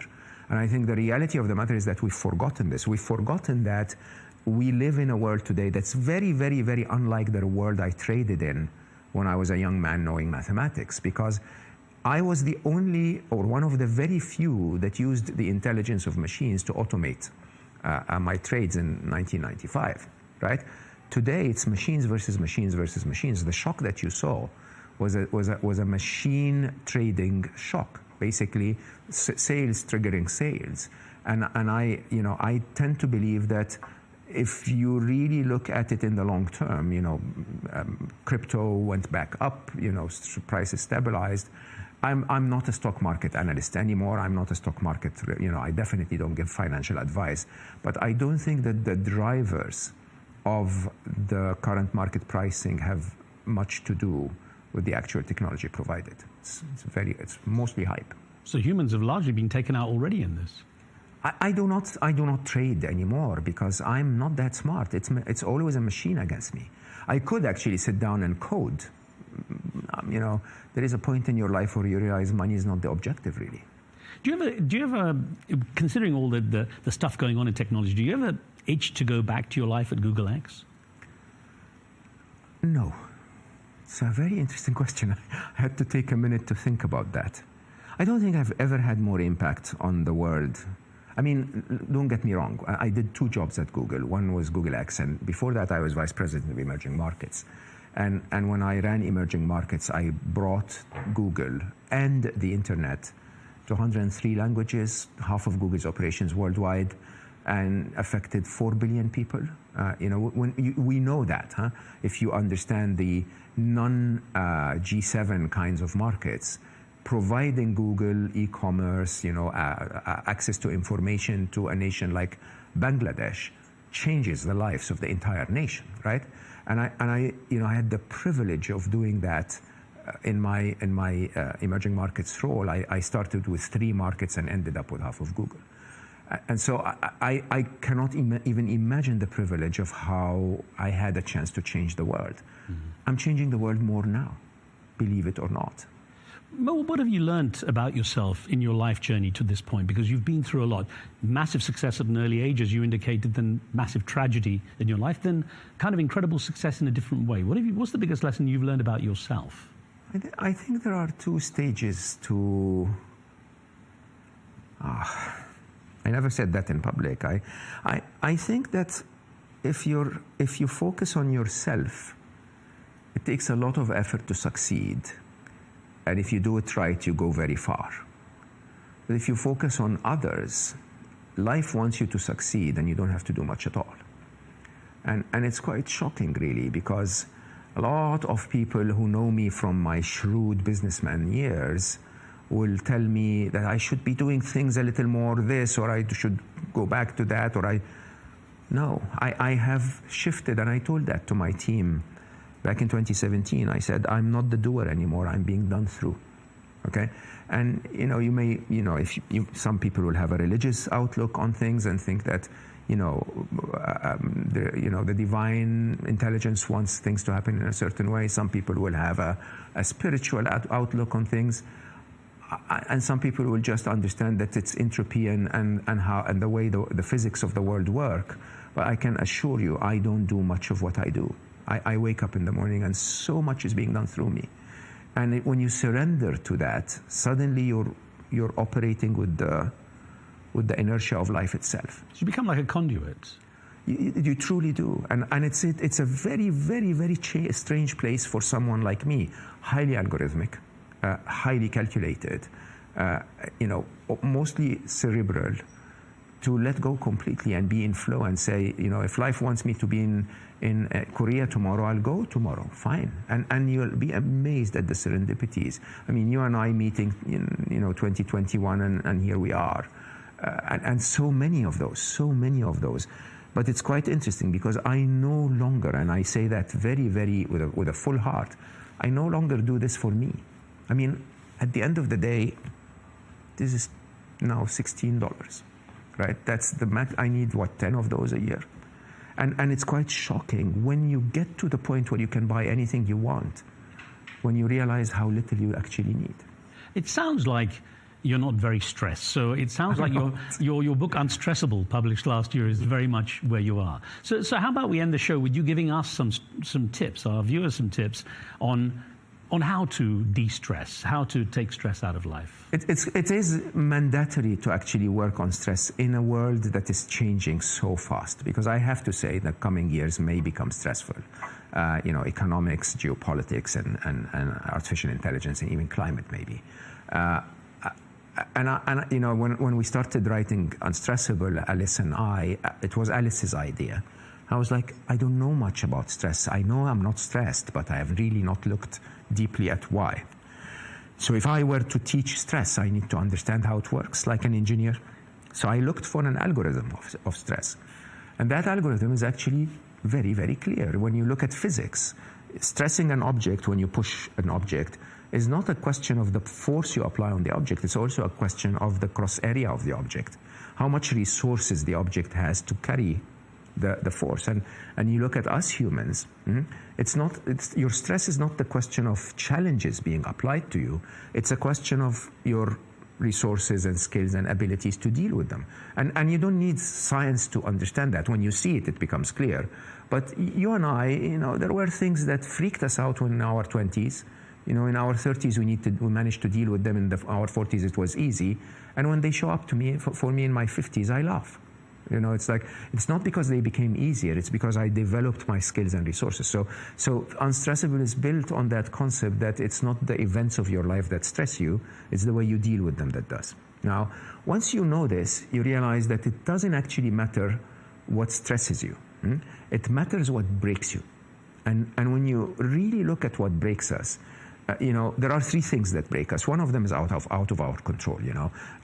Traumas in general, capital T traumas, losing someone you love, or a bad divorce or whatever, an accident and so on. So we're not going to talk about those, even though, by the way, 91% of all of us will have a post-traumatic stress disorder, a PTSD-inducing traumatic event once in our life at least. Some will have more. But 93% will recover in 3 months, 96.7% will recover in 6 months. So trauma is not what breaks us. What breaks us is what I normally refer to as burnout and anticipation of a threat. Okay? Burnout is very straightforward. Burnout is truly and honestly a situation where you break, although none of the stresses that you feel on its own is able to break you. Okay? It's just the aggregate of all of them that breaks you. Okay? And most of burnout is because you let the little nuisances in your life that would stress you, that annoying friend, that this little comment, that, whatever, and you let them all add up, and then suddenly something comes on top and you break. Okay? And so the idea with burnout is, if you want to avoid burnout, you have to avoid burnout 20,000 stressors before it hits you. Okay? You have to wake up every morning, and I urge people every Saturday morning to wake up in the morning and write down everything that stressed you last week. Okay? Whatever of it you can remove. That annoying friend, no more. Okay, that commute change your approach, whatever. Okay, and if whatever you cannot remove, by the way, you can reduce the impact of. If you have to be stuck in the commute, play some music and have a good cup of tea, right? The other one is quite interesting, which is really the pandemic of the younger generation. It's worrying. Yeah, so I call it fear and all of its derivatives. So when we look at the future, fear focuses on a threat. It is, in your mind, it is a moment in the future is less safe than now, I need to do something about it. When you respond to that by working on the threat, trying to remove the threat, you're good. No problem at all. Worry, anxiety, and panic are not about the threat. Worry is about the uncertainty of is the threat happening or not. Okay? It's uncertainty that basically makes you constantly flip-flopping, which is really what stresses you. It's not the threat anymore. So when you're worried, don't try to deal with the threat. Make up your mind, should I freak out or should I chill? Right? If you freak out, then feel fear and deal with the threat. If you should chill, ignore it. Okay? Anxiety is more interesting. Anxiety is not about the threat. Anxiety is about your ability to deal with the threat. So when you feel anxious, you know that there is a threat, but you don't think you can deal with it. And so every time you try to deal with it, it reaffirms that you can't deal with it, and you become more anxious. When you're anxious, don't deal with the threat, deal with your abilities, right? And then panic is not about the threat, once again, it's about time. Panic is when the threat is imminent, okay? And because it's imminent, the closer it becomes, the more panicked we feel. So when you're panicked, internalize the feeling and tell yourself, I'm not going to solve the problem, I'm going to help myself find more time. I can cancel some meetings, I can give myself, delay the presentation a little bit or whatever, but if I work on the element of time, the panic will go away. Now, all of this is actually quite interesting, because all of this is within our control. Whether it's burnout and the piling up of unnecessary stressors, or anxiety, panic, or worry, which are entirely within our control. If we take charge, believe it or not, the events of our life will continue to stress us. Okay, but we won't be stressed because of the way we deal with them. They always say it's not what happens to you, but how you respond. It's how you respond 100%. Yeah. Well, then I would recommend very much to our viewers that they read Unstressable first as they go through your library. Exactly. Scary Smart will stress them. And I can hardly wait to read Alive and to meet Trixie. Yes, 100%. I'll send you early copies as friends. Person. She really is, actually. Yeah. Oh, thank you so much. What a pleasure. It's wonderful. Really, thank you so much. Thank you, sir. Thank you.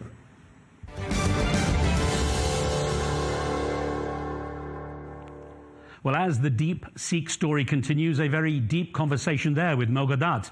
There's definitely nothing artificial about his intelligence. And that's it for this edition of the show. I'm Riz Khan. From me and the team, thanks for watching. We'll see you soon.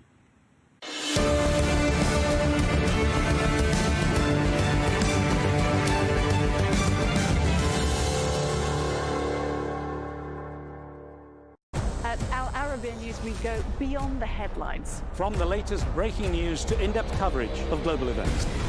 We're not bought or sold. Nobody owns us. The loss of life, the destruction of property. The conflicts are such a terrible thing. Context and analysis to help you see the full picture. The world is in a very dangerous place. Join us on Arabiya News, It's very impressive. where knowledge meets perspective.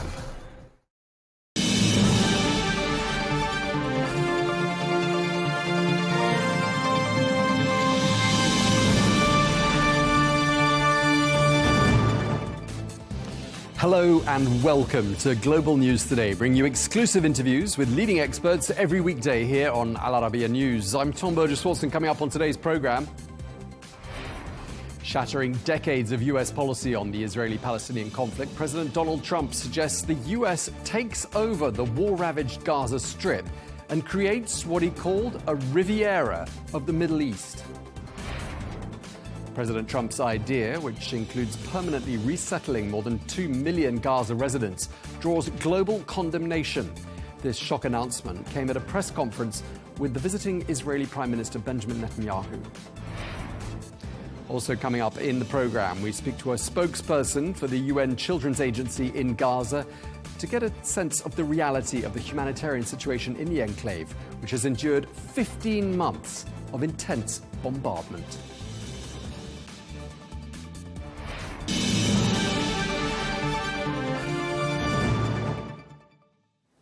Hello and welcome to the programme. Straight to today's top story. The US President Donald Trump has sent shockwaves around the world, announcing his idea of taking over Gaza and transforming the territory into what he called the Riviera of the Middle East.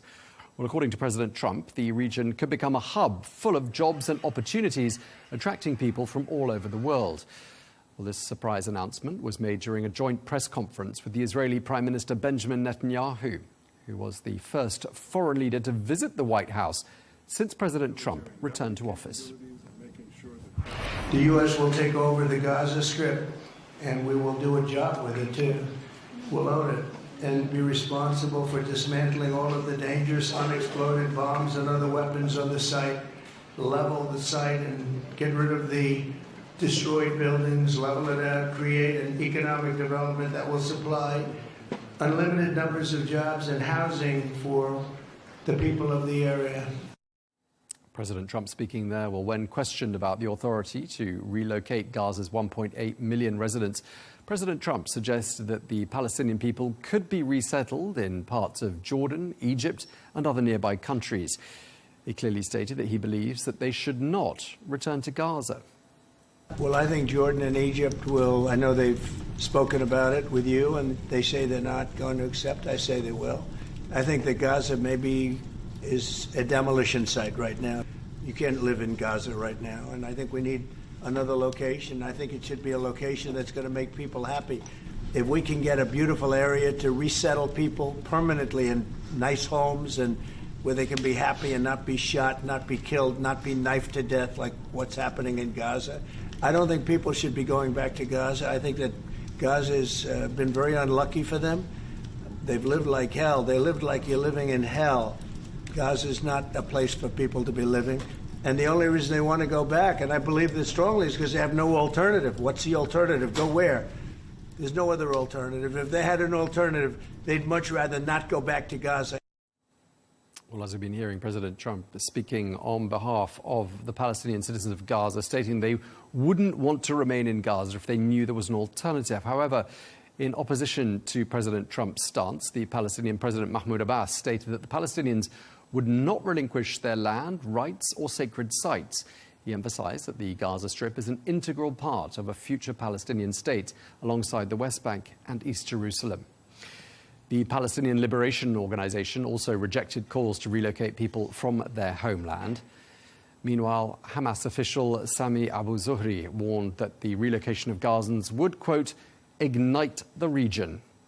Well, let's get more now, and we can speak to the Palestinian academic and analyst, Professor Kamal Hawash, who joins us from the United Kingdom. Professor, great to have you with us again on Al Arabiya News. Did we hear President Trump last night essentially torpedoing any hopes of a two-state solution? No, I think he was talking about a different two-state solution, Israel and the 51st state of the United States. Because when he says that we, America, will own Gaza, what does that mean? If you take it to the final extent, it'll become the 51st state. The Israeli leadership wants the whole of Palestine, historic Palestine, but he has now pitched for, as he has done with Greenland, to take Gaza into American ownership. So I think it's that. But being serious, the two-state solution has been dead for many years because Israel has killed it through its settlements, through its oppression of the Palestinian people, the separation and refusal to allow any connection between Gaza and the West Bank and East Jerusalem. And rather than the two-state solution being killed, it is this desire to kill the Palestinian people's right to self-determination. It is saying, all of this talk, the war on Gaza is saying to the Palestinians, you do not matter. Never mind self-determination. You're not going to have that. You're not going to have a two-state solution. You just have three options, which is what Smotrich has called for, the finance minister. Even before the 7th of October, by the way, he said the Palestinians have three options. They either leave, they stay and have no rights, or we will kill them. That's what he said. And this is where we are getting, because of the impunity, where we've got to now, is the impunity that USA, and in particular Britain as well, it is completely complicit in this, have led to the situation where the Palestinians do not count for anything. Do you take Donald Trump at his word, or do you think perhaps this is part of some sort of a negotiating master plan? I always call him a disruptor. So yes, he will come up with things that shock you, that you think, gosh, where did he get that from? The problem is that in the last 2 weeks, he's come up with so many things that shock us that you begin to actually wonder about this question. Even if we put Palestine to one side, what about Greenland? What about Panama? So he clearly has been either thinking about this for a long time, all of these things, or he's surrounded himself with the most extremist set of advisors and one of the most extremist Secretary of States that we're going to have, who feed him these crazy ideas. He doesn't have time to go and learn about them or get other sources. He just simply has an idea, tweets it or sends it through his own social media platform.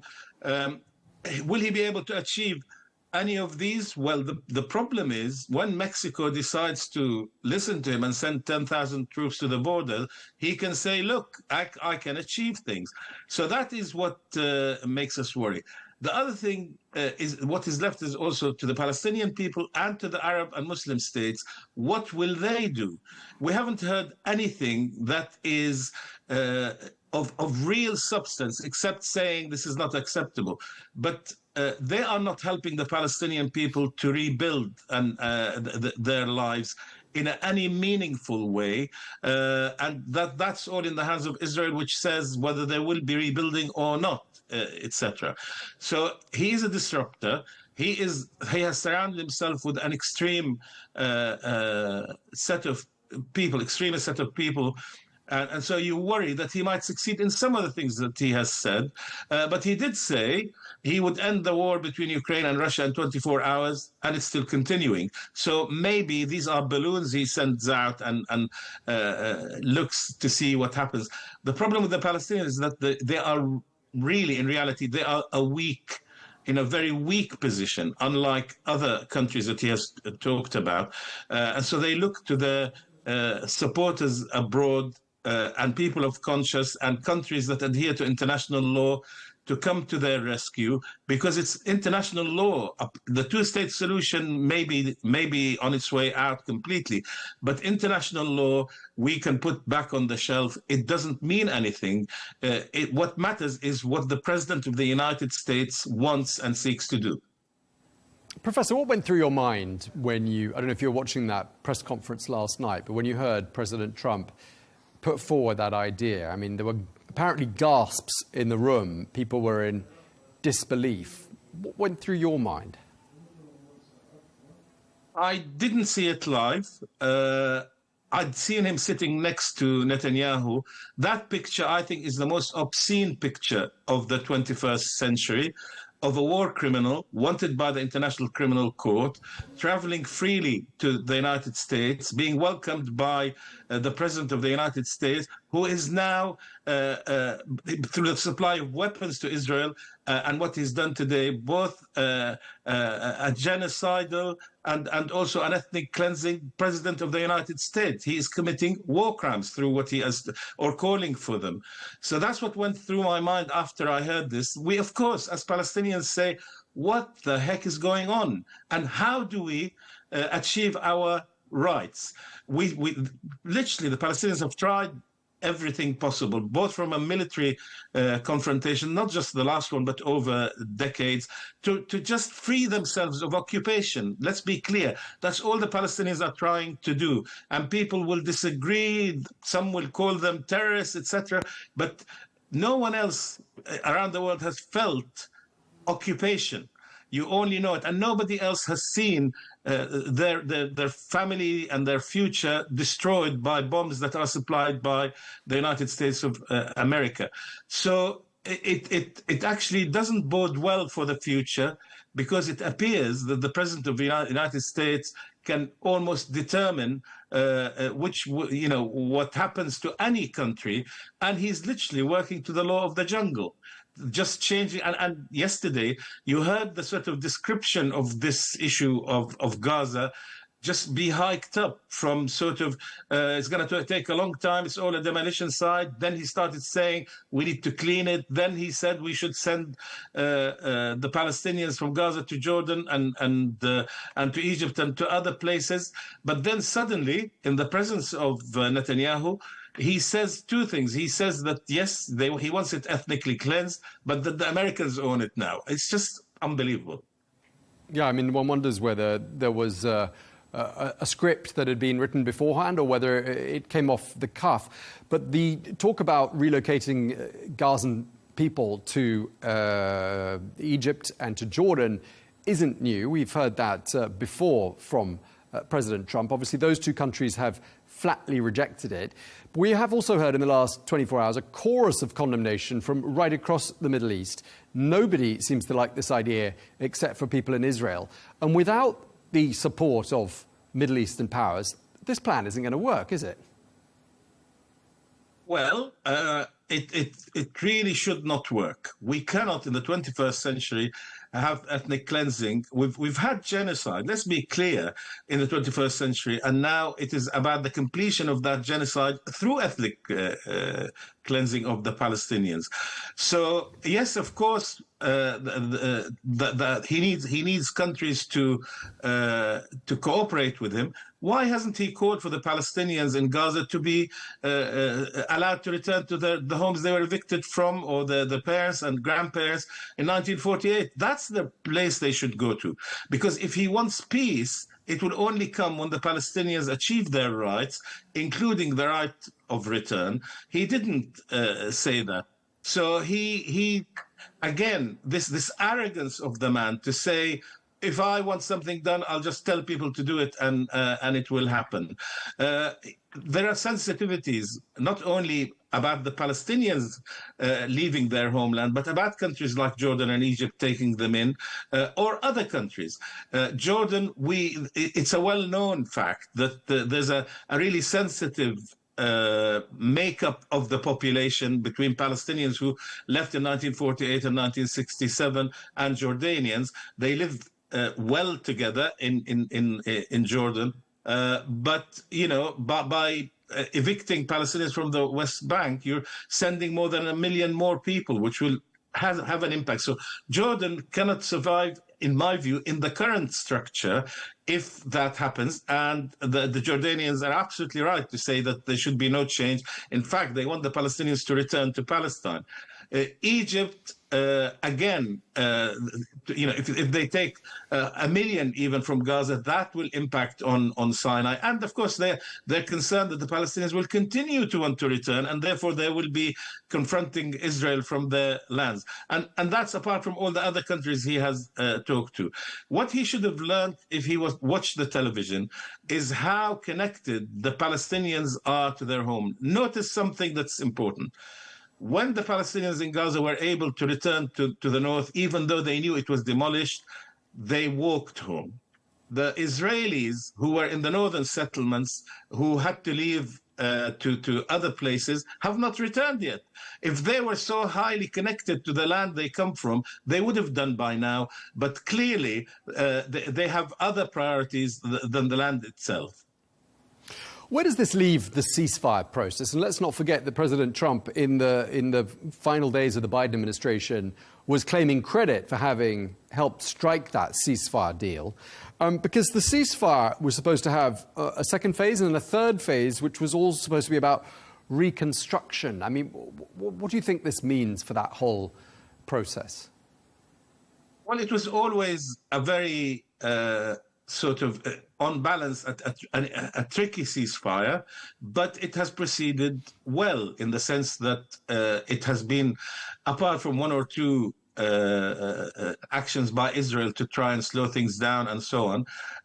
Hostages were released and Palestinian prisoners were released. The Palestinians, the army withdrew from some parts of Gaza. Palestinians returned home. So it was a success. And that should inspire whoever wants to get involved in this to say, let's continue. If they really wanted peace, what Netanyahu wants, and I think Trump wants, is for all the hostages to be released, and then for Israel to go back using American bomb to complete the demolition job.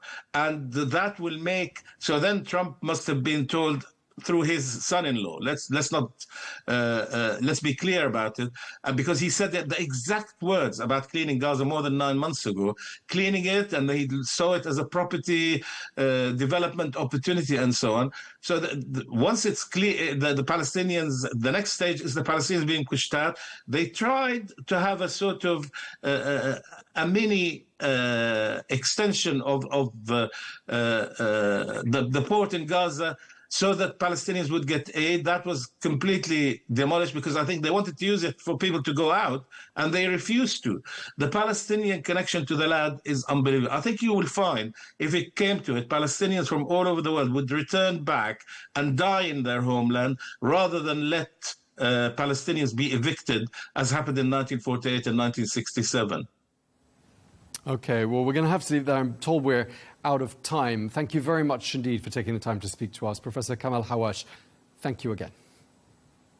Thanks so very much. Thank you.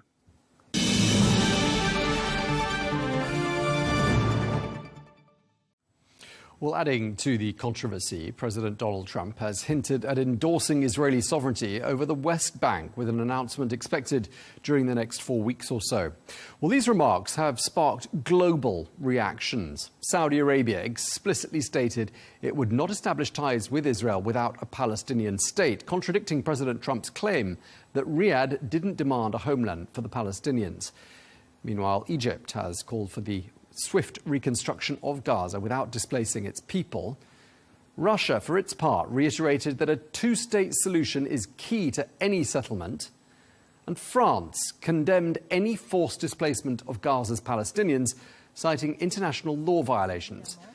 Meanwhile, the British Foreign Secretary David Lammy emphasised that Palestinians should be able to live and prosper in Gaza and in the West Bank. Well, for more, we're joined now by Major General Yaakov Amidror, former National Security Advisor for the Israeli Prime Minister Benjamin Netanyahu, and a fellow at GNT Strategic Center in Washington. Thank you very much indeed for being with us once again, General. What was your reaction and what went through your mind when you heard President Trump saying those words last night? First of all, I admit that I found it a way to show that the president is thinking out of the box. It's not all the offers that never happened and so on and so forth. And then when I heard the reaction from the world, the Arab world and European countries and Russia and so on and so forth, I asked myself a question: what they offer to the people of Gaza?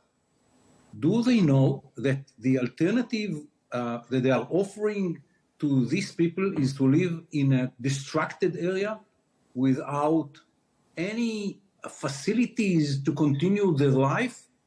And when the president is offering something totally different, that they will be absorbed by other countries, like all the refugees in the last 150 years, all the refugees from Germany, from Poland, from Greece, from Turkey, all the refugees have been absorbed by other countries. Here is the only place in the world in which the refugees are staying, waiting for, I don't know what. They have dreams that they will come after destroying Israel. It will not happen.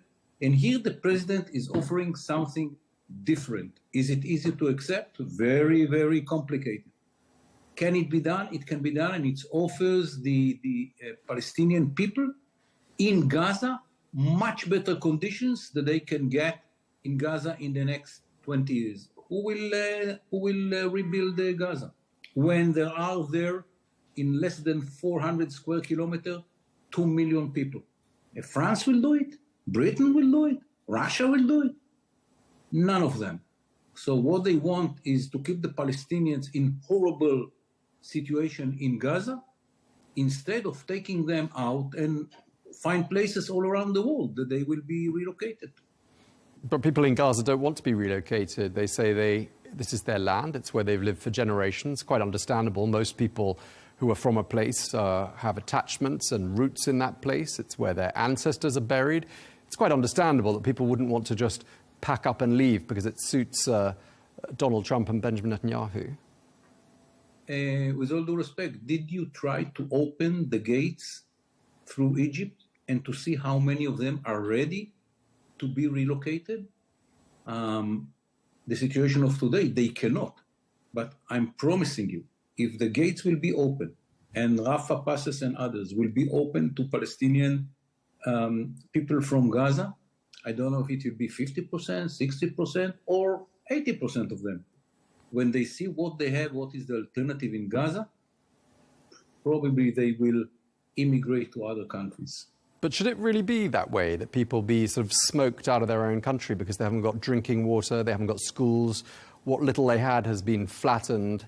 Yes, indeed, I'm not, of course, saying that those things happened in isolation. And, of course, the 7th of October was a tragedy for thousands of people around the world, including in Israel, most of them in Israel. But should they really have to leave their land to live in dignity?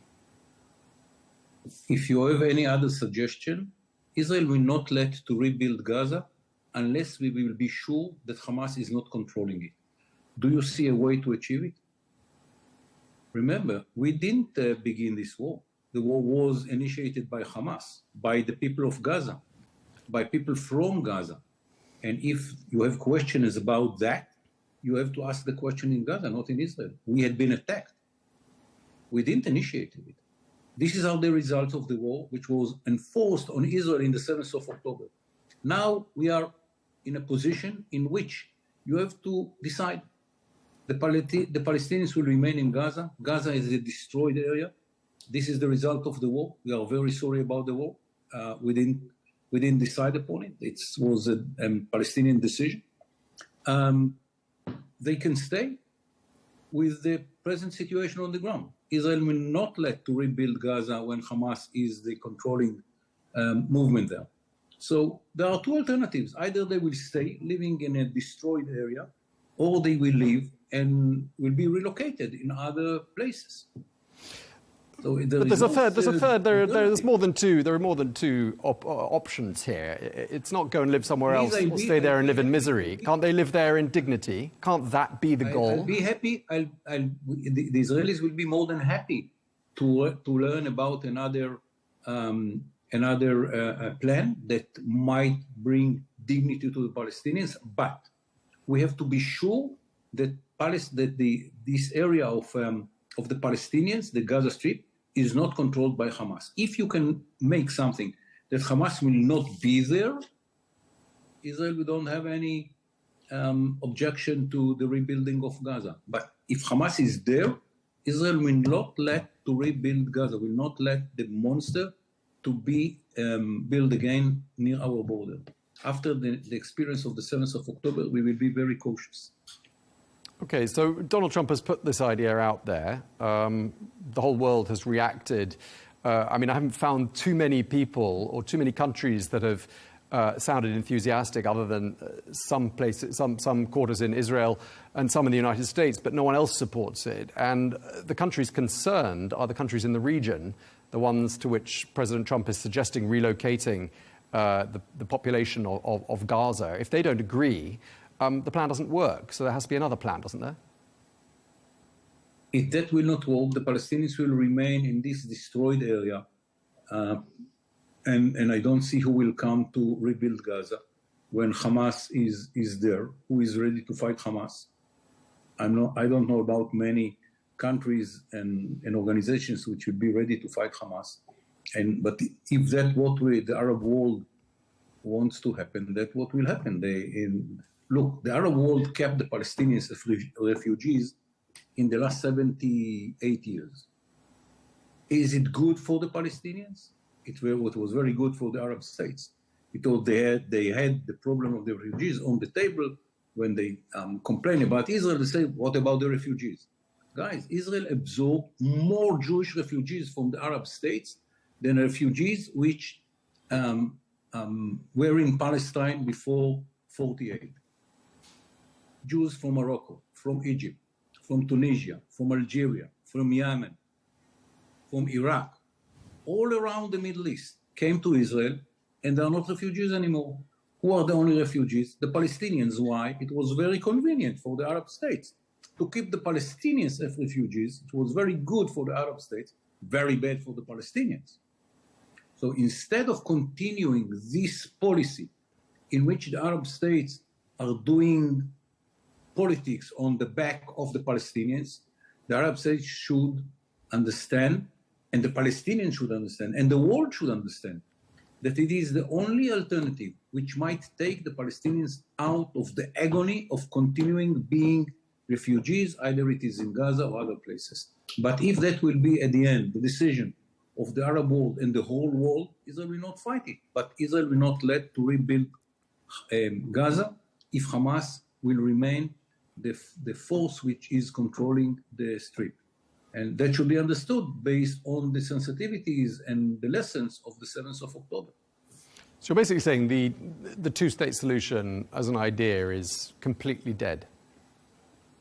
In Gaza, for sure. There is no way to rebuild Gaza.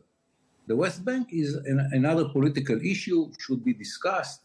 But in Gaza, I don't see 2 million Palestinians living within less than 400 square kilometers, in which, 80% of the building had been destroyed in a war which was imposed on Israel in the 7th of October.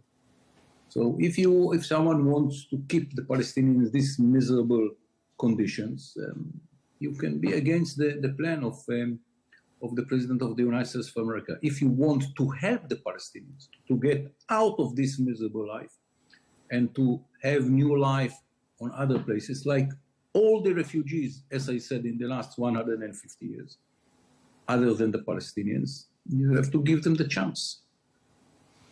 Don't you find it slightly surprising that President Donald Trump didn't discuss this with allies in the region, well, he doesn't appear to have done, before announcing it to the world in the Oval Office with the visiting Israeli Prime Minister? I mean, is that really the way to treat an ally, do you think? Now you ask me questions about the way that the Americans are running their presidency and policies. I'm not an expert for that. I don't know to answer about that. He probably knew that everyone will be against it, so he preferred to put it on the table and to say, guys, if you have another solution that will help the Palestinians, I'll be more than happy to hear. Up till now, I heard only suggestions which are leading to more miserable life of the Palestinians. And he put it on the table as an alternative. And I hope that that alternative, for the sake of the benefit of the Palestinians, not about Israel, for the sake of the benefit of the Palestinians, that we adopted by the Arab states and other countries around the world. But the point of my question is really to see whether you think this idea had been really carefully thought through by President Donald Trump. Because I don't know about you, but I was watching Prime Minister Benjamin Netanyahu's body language during the fireside chat. He looked somewhat surprised by quite a lot of what the president was saying. I mean, maybe that was my misinterpretation, but do you think he was caught slightly off guard? No, I think that he was not surprised, because that was said by the Americans before the visit, not formally, but it was known that this is the idea which is running around Washington, New Washington, the new administration in Washington. And so I don't think that the Prime Minister was surprised about that element. And and again, all these questions about why Trump is doing it that way or another way, it's not the important question. The important question is what alternatives the Palestinians have. One is to take Trump's offer and to rebuild their life in another place, in a better conditions, like Asa said. Millions of refugees. We remember when India and Pakistan and Bangladesh had been separated after the colonial regime of the Brits. How many millions moved from one area, from one country to another? The same is about Turkey and Greece in the First World War. And so on and so forth, all over these Germans from Poland after the Second World War, Germans from Czechoslovakia after the Second World War, and so on and so forth. Jews from all the Arab countries around the whole Middle East coming to Israel after the establishment of Israel because they had been expelled by the regimes in those Arab countries.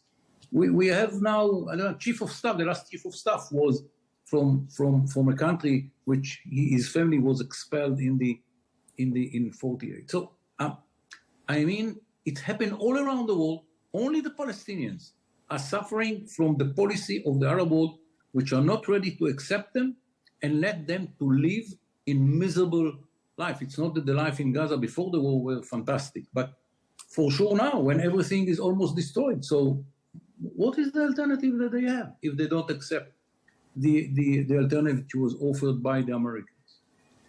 Well, the alternative is what the world has been saying for many decades, which is that they deserve a homeland. They don't have a homeland. Not having a homeland is extremely problematic, and they need to be given one. But I admit not much progress has been made in that regard. I just want to ask you, though, I mean, when it comes to what President Trump said, he said he's going to build the Riviera of the Middle East. This is after the United States has taken over the area. What's your understanding of who's ultimately going to live there? Because he said something about the world, people from all over the world would come and live there, but who? I think that the Palestinians that will be ready to come back, they will more than welcome there.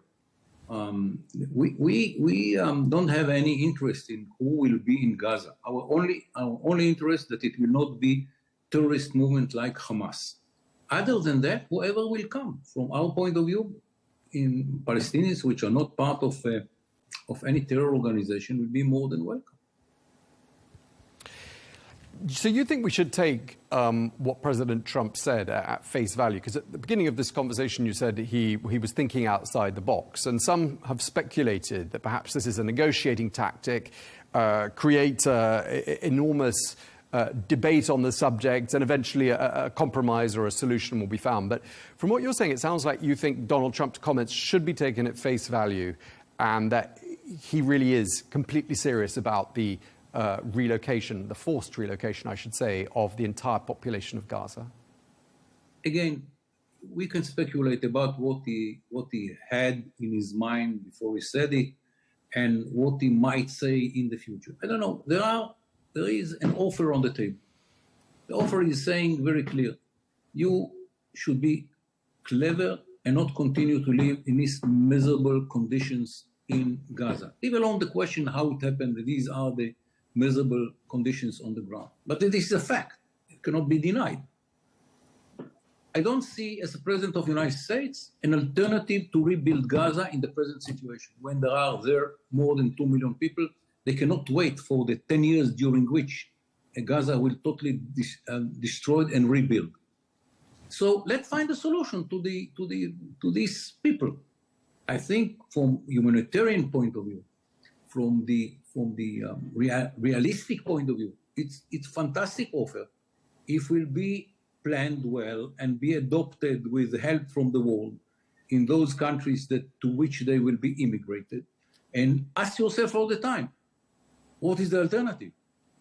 The alternative is very bad life, miserable life for the Palestinians in Gaza.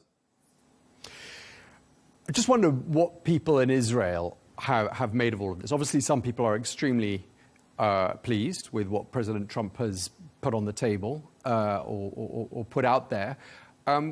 What's been the overall reaction there? Because clearly not everyone's going to be thrilled by these ideas. I think that I don't know, we didn't make any polls, but I think that my assessment is that for the vast majorities of the Israelis, it's not the positive question, it's the negative question. What we cannot agree to in Gaza. How the people of Gaza will succeed to build a life in the future and so on and so forth. It's not the concern of most of the Israelis. After the 7th of October and the atrocities of Hamas, and what we learned from the people which had been released in the last few weeks, that for 90% of the Israelis What's important is that none of these capabilities will be again behind the border, that no one like Hamas should be on the other side of the border, that no one on the other side of the border will have the capacity to attack Israel either by ground forces as 7th of October or to launch missiles and rockets as they did in the last 10 years. I think that for 90% of the Israelis, the negative, what should not be there, is more clear than the answer to the question, what should be there? And for those who think that something like Hamas cannot be on the other side of the border, the offer of Trump is very good. And again, for them, it is less important what kind of regime, administration will be built there. What is important, that it will not be someone who can attack Israel. Okay, we're going to leave it there. Thank you very much for your time, Major General Yaakov Amidror. Thanks for speaking to us. You are most welcome. Thank you very much for the opportunity.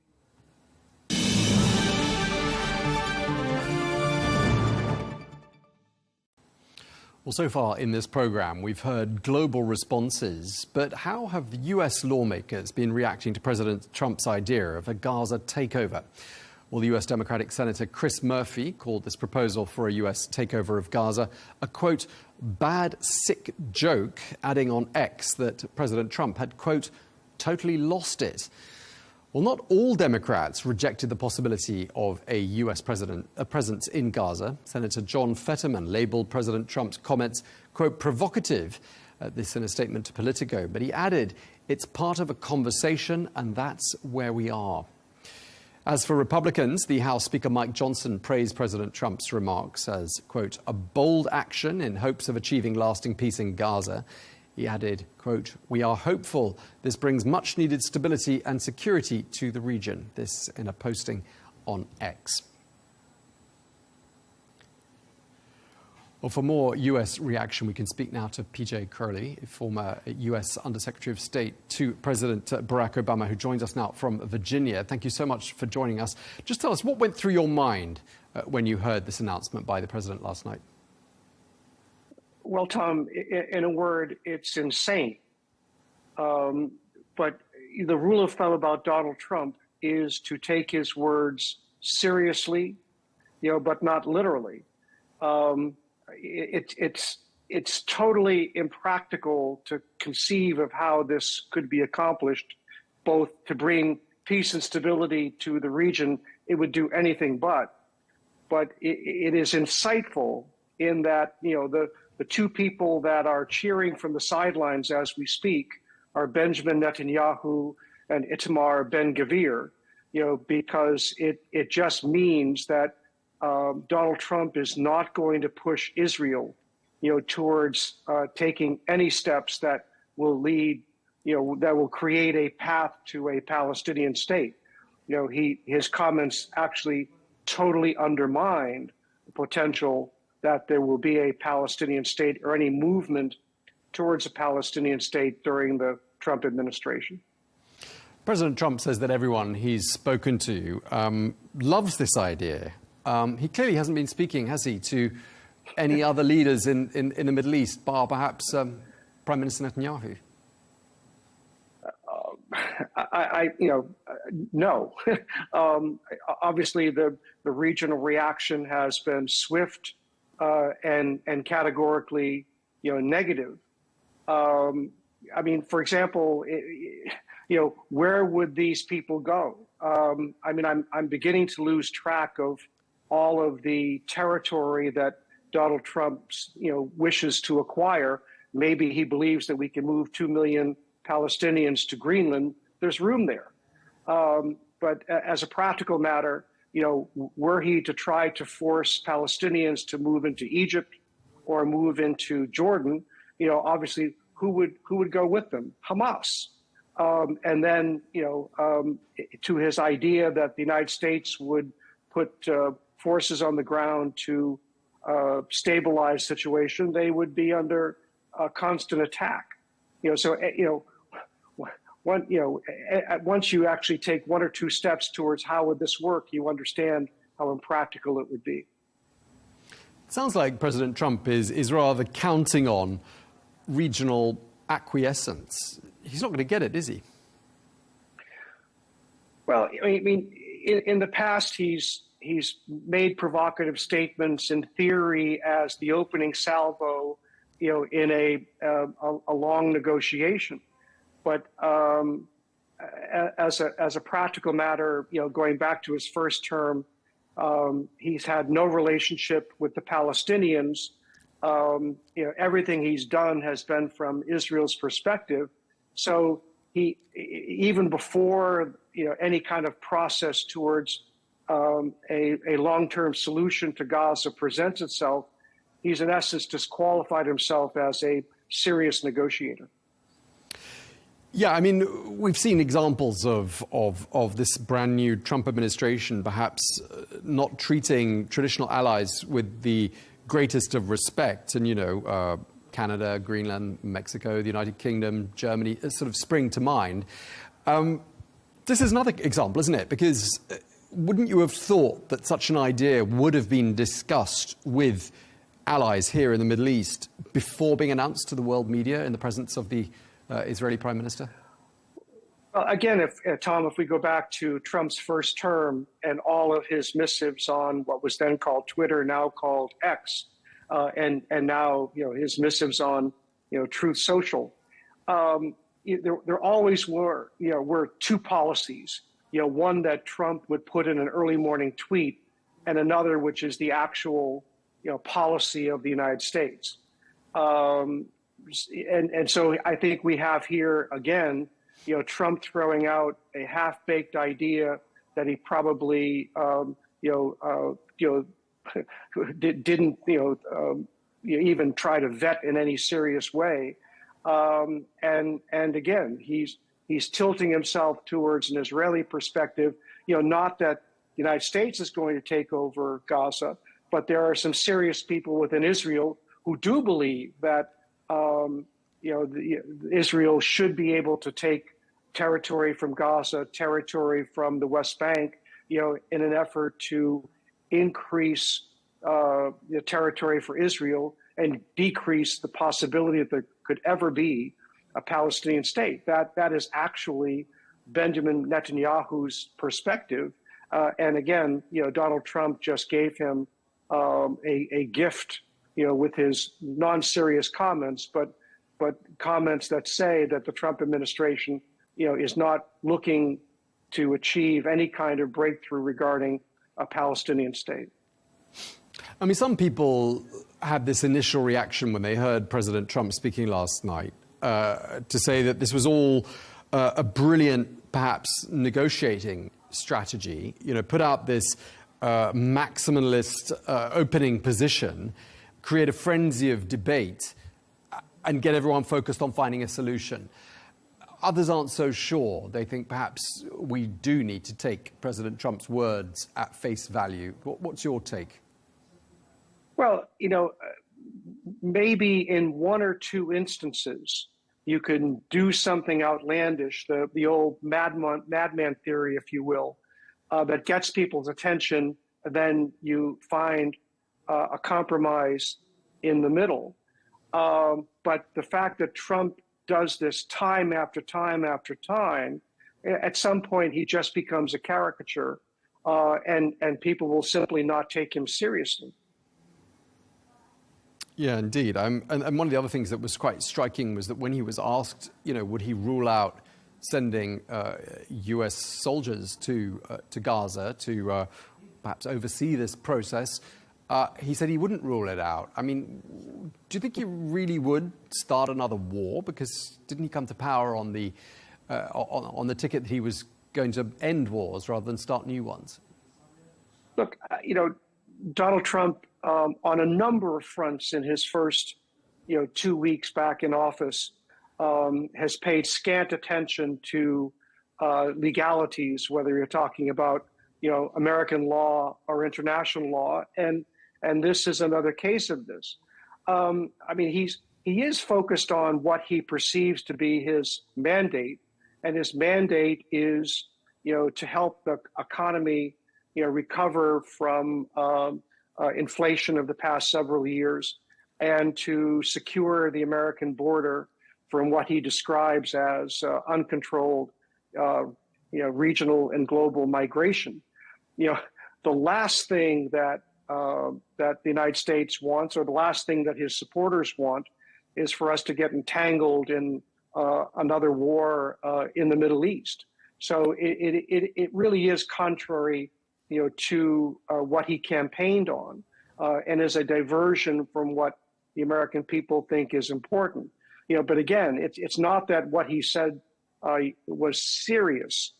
It is, the implication is that, for example, he craves the idea of achieving a Nobel Peace Prize. Obama has one, he wants one. This is a kind of disqualifying statement that says he's really not interested in any kind of breakthrough in the Middle East, certainly not with respect to, the Palestinians. So if he's going to achieve his Nobel peace aspirations, it's going to have to be with respect to Ukraine, not with respect to the Middle East. We were just speaking before we crossed to you to a former national security advisor to Prime Minister Benjamin Netanyahu. We were speaking to Major General Yaakov Amidror. He said to me that there were only two options here. One is that the Palestinians who live in Gaza remain there and live in misery, but there'll be no reconstruction, or they relocate and go and live somewhere else. I said to him, there aren't just two solutions, but I'd like to know what you think solutions 3, 4, 5 might look like. Well, the prospects of a two-state solution are dim. The two-state solution has been on life support, for well over a decade, maybe even two. But realistically, the only other option is a one-state solution, with people being stateless and having minimal rights.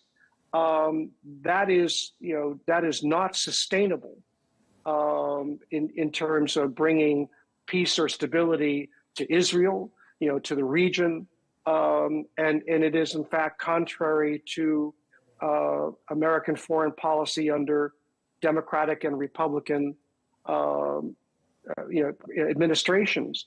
But it certainly fits with Benjamin Netanyahu's long career as a leader of Israel, going back to his early terms in the 1990s. He has done everything to push the prospect of a Palestinian state out into the indefinite future. And unfortunately, that's pretty much what Donald Trump has just helped him do. At least for the next 4 years, there's not going to be, based on what we heard yesterday, a serious conversation about, a path towards a Palestinian state. All right. Well, I'm being told we're out of time, but thank you very much indeed for taking the time to speak to us. PJ Crowley, former U.S. Assistant Secretary of State to President Obama. Thank you very much for your time. You're welcome, Tom.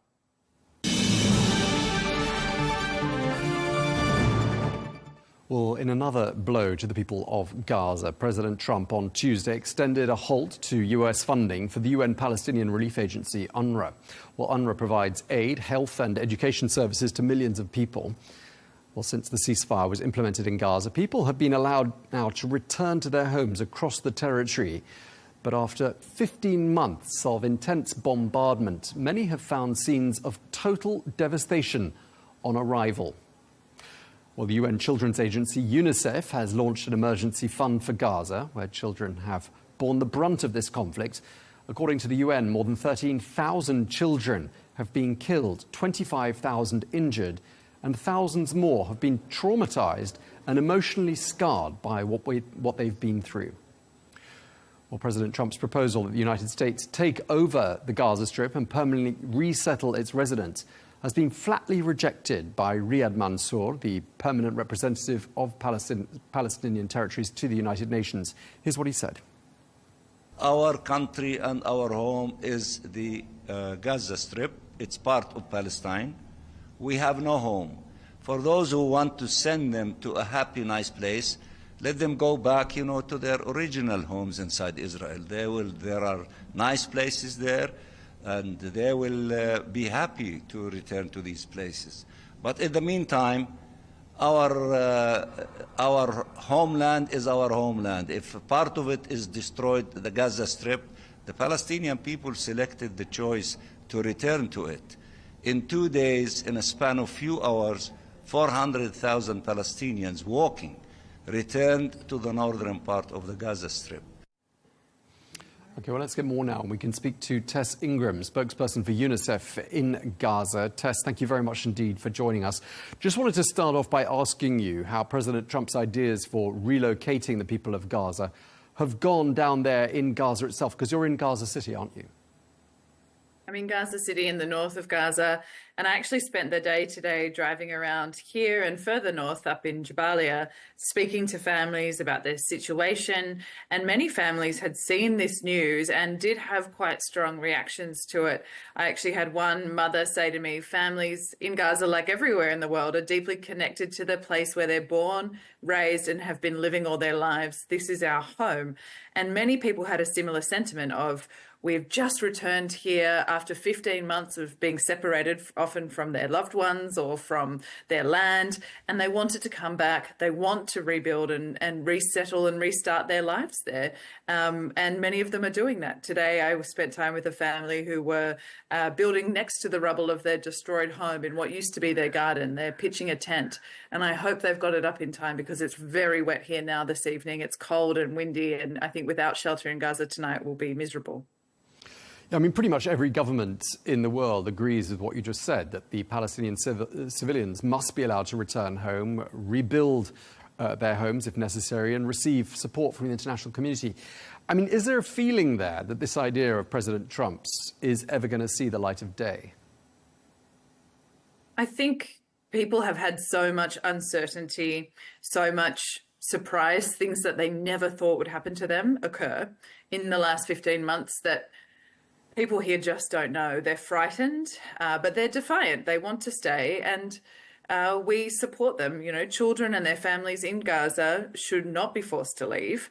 They should be allowed to move freely and voluntarily and get support and protection wherever they are.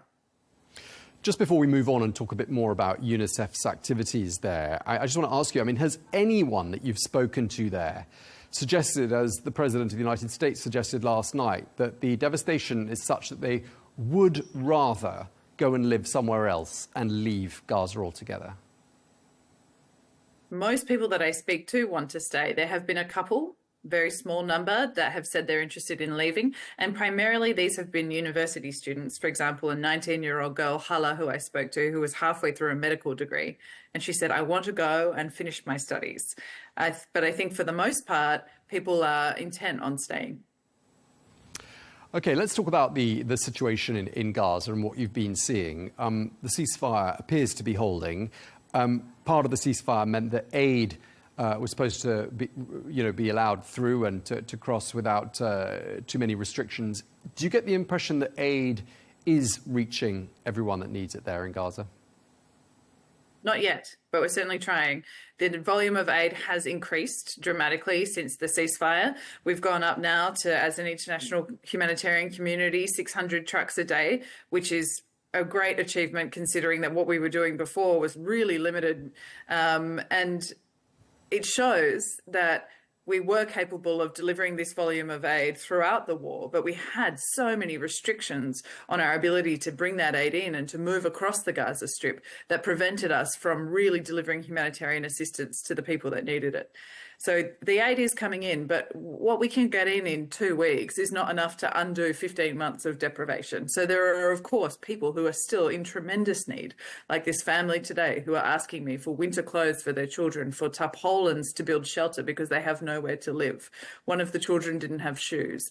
People are still asking for water, for food and for medicine. So there is going to be a lot more that needs to come in to meet people's basic needs before we even begin about thinking about longer-term needs. Yeah, I mean, it's often said, and for good reason, as we were saying in the introduction, Gaza is the deadliest place in the world to be a child. And this is obviously taking us to your specific area of expertise as a spokesperson for UNICEF. In terms of what children need most there in Gaza, what sorts of supplies are most urgently required? Yeah, we have been saying for a long time now that Gaza is the most dangerous place in the world to be a child. And that was during the war when, of course, the bombs and the bullets killed and injured children in large numbers. And we saw horrific scenes of children being crushed to death while waiting for flour, of dying of hypothermia in the middle of the night because they didn't have warm shelter, starving from malnutrition. Now, children are no longer being killed by the bombs and the bullets in this ceasefire, but those other humanitarian crises persist. Malnutrition persists, the lack of safe water persists, the lack of adequate medical care persists. So what we're really focused on at the moment as UNICEF is bringing in supplies and scaling up services to meet those needs. For example, we're bringing in nutrition supplies for malnourished kids. We're scaling up malnutrition screenings to find the children that need those supplies. We're bringing in vaccines for immunisation. We're trying to help hospitals set up incubators and neonatal departments so that preterm babies and sick infants have somewhere to go for medical care. We're trying to repair water systems and make sure that access to water is something that every child has, especially in the north of Gaza, where water systems have been decimated by bombardment. So these are just some examples, but it is a really, really big job. Yeah, and I mean, this ceasefire has been a bittersweet experience, I'd imagine, for thousands of people there as well, children too, who were probably clinging to this dream of returning to their home, if they remembered it as children, you know, having not seen it perhaps for 15 months. Now they've done so, and they've found in so many cases that their home is in a state of ruin. Their entire neighborhood is in a state of ruin. I mean, I'm assuming that's been a huge blow to morale. Is morale low right now? Yes, it is. And I think this is one of the most important points that we could discuss. People have been hanging on to that hope of going back to their homes, to a loved one that they've been separated from their neighbourhood, a little sweet shop that they used to go to. I spoke to one girl on the way up here from the south who was telling me about her favourite ice cream shop and how she wanted to go back there and try the different flavours that she remembered. Now people are here. I'm not hearing that anymore. People are now talking to me about loss because they have this moment, I think, to suddenly take stock of everything that has been taken from them and understand that it's gone and to grieve that. People are mourning the lives that they used to live and trying to determine how best to move forward.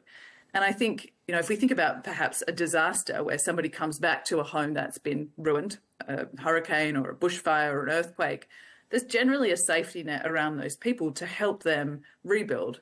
Perhaps they'll be put in temporary accommodation, or there'll be a council that helps with the cleanup, the removal of dangerous material. That doesn't exist here. So people really are standing in shock in front of rubble and wondering what to do next, whether they go and buy a shovel and start removing that rubble themselves.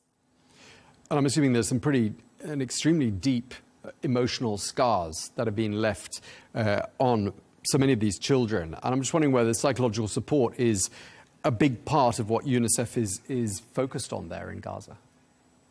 It is. I actually went to a session the other day. It was a mental health counselling session for a group of 6 to 8-year-olds. And what they were doing was sitting in a circle, drawing pictures of things that they remembered from the last year that made them sad. And then they would explain to the group why that made them sad, and try and work with the counsellors there to process those feelings. UNICEF supports programs like that, and we're really trying to scale them up because there is a tremendous amount of trauma here among children and adolescents who've experienced so much horror.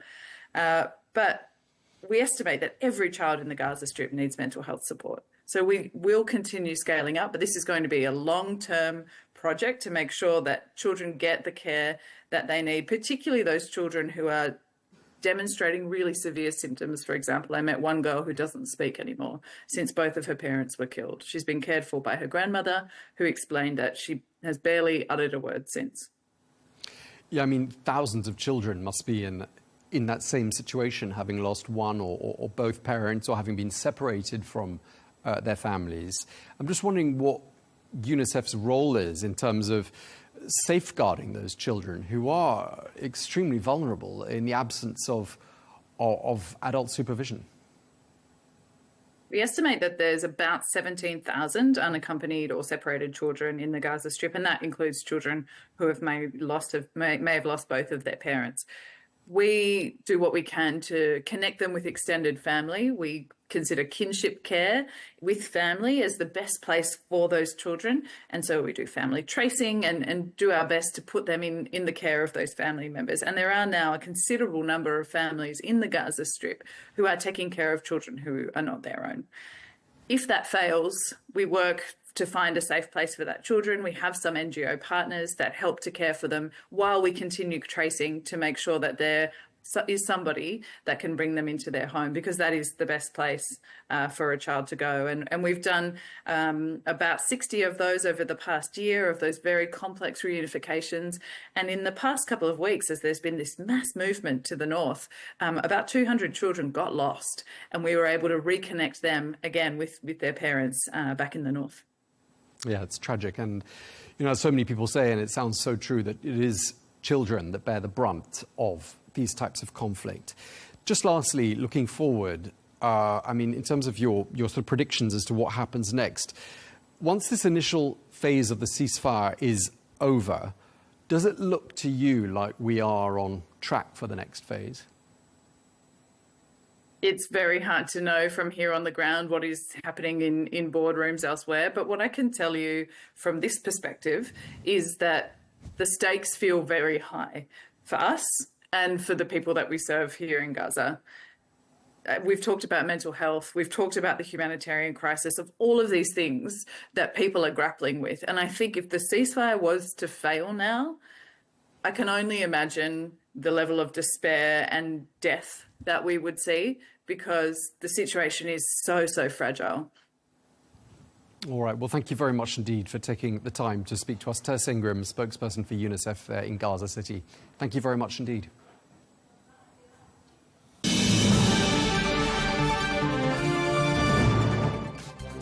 Well, that is all we have time for on Global News today. Thank you very much indeed for watching. Be sure to join us again tomorrow for more exclusive interviews. Until then, bye-bye.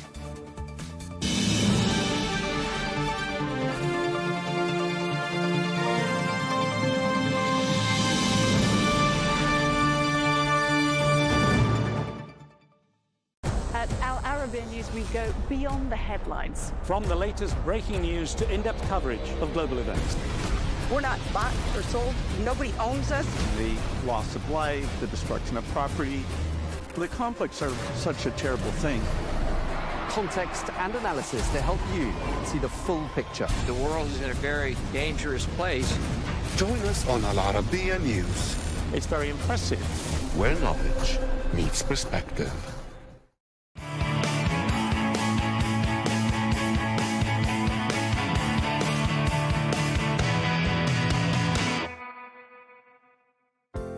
Guatemala. Adventure awaits at Guatemala. You can dare to explore the jungles or go on a canopy tour. The rainforests at Guatemala are perfect for thrill seekers to engage in many action-packed adventures. Guatemala is in fact known for its great outdoors. Its subtropical rainforests are protected, so people can enjoy nature-friendly activities such as hiking, biking, and horse riding. You can also hike up the Mayan pyramids. Tikal is a famous archaeological site hidden deep within the rainforest, where 70-meter or 230 feet high pyramids are seen through the canopies. It is a known UNESCO World Heritage Site that has more than 3,000 structures. And if a pyramid isn't enough for you, then you can also try hiking up an active volcano. Guatemala's Volcan Pacaya remains one of the most hiked volcanoes in the country. Molten lava slowly pours through its summit, creating huge dust and lava fields that admittedly create an impressive landscape. Also popular in Guatemala is the breathtaking Caribbean coast. You can reach it by boating along the Rio Dulce. It is a highly recommended trip as you'll get to experience a unique, isolated island feel. There, you'll arrive to hammocks and a rustic-themed beachside. Of course, you should go meet the locals. Explore the unique highlands region of western Guatemala, which is also known in Spanish as El Altiplano. Many of the modern-day indigenous Mayan groups reside there, and it's fantastic to listen to them speak in their native tongue. The locals retain the sacred rituals of their ancestors too, and you'll definitely enjoy the view of the great mountains and untouched beauty of the region's surroundings. Take a trip to the city proper. Although most tourists would rather skip the traffic-induced capital, you should still pay a visit. The place still has enticing gems yet to be discovered.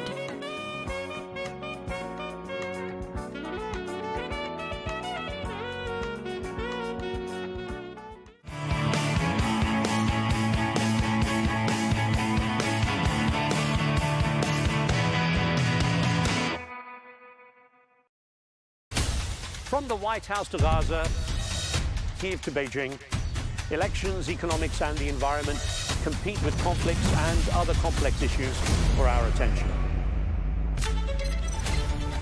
In an age of fake news, deepfake and artificial intelligence, They've got to have a vote and a say.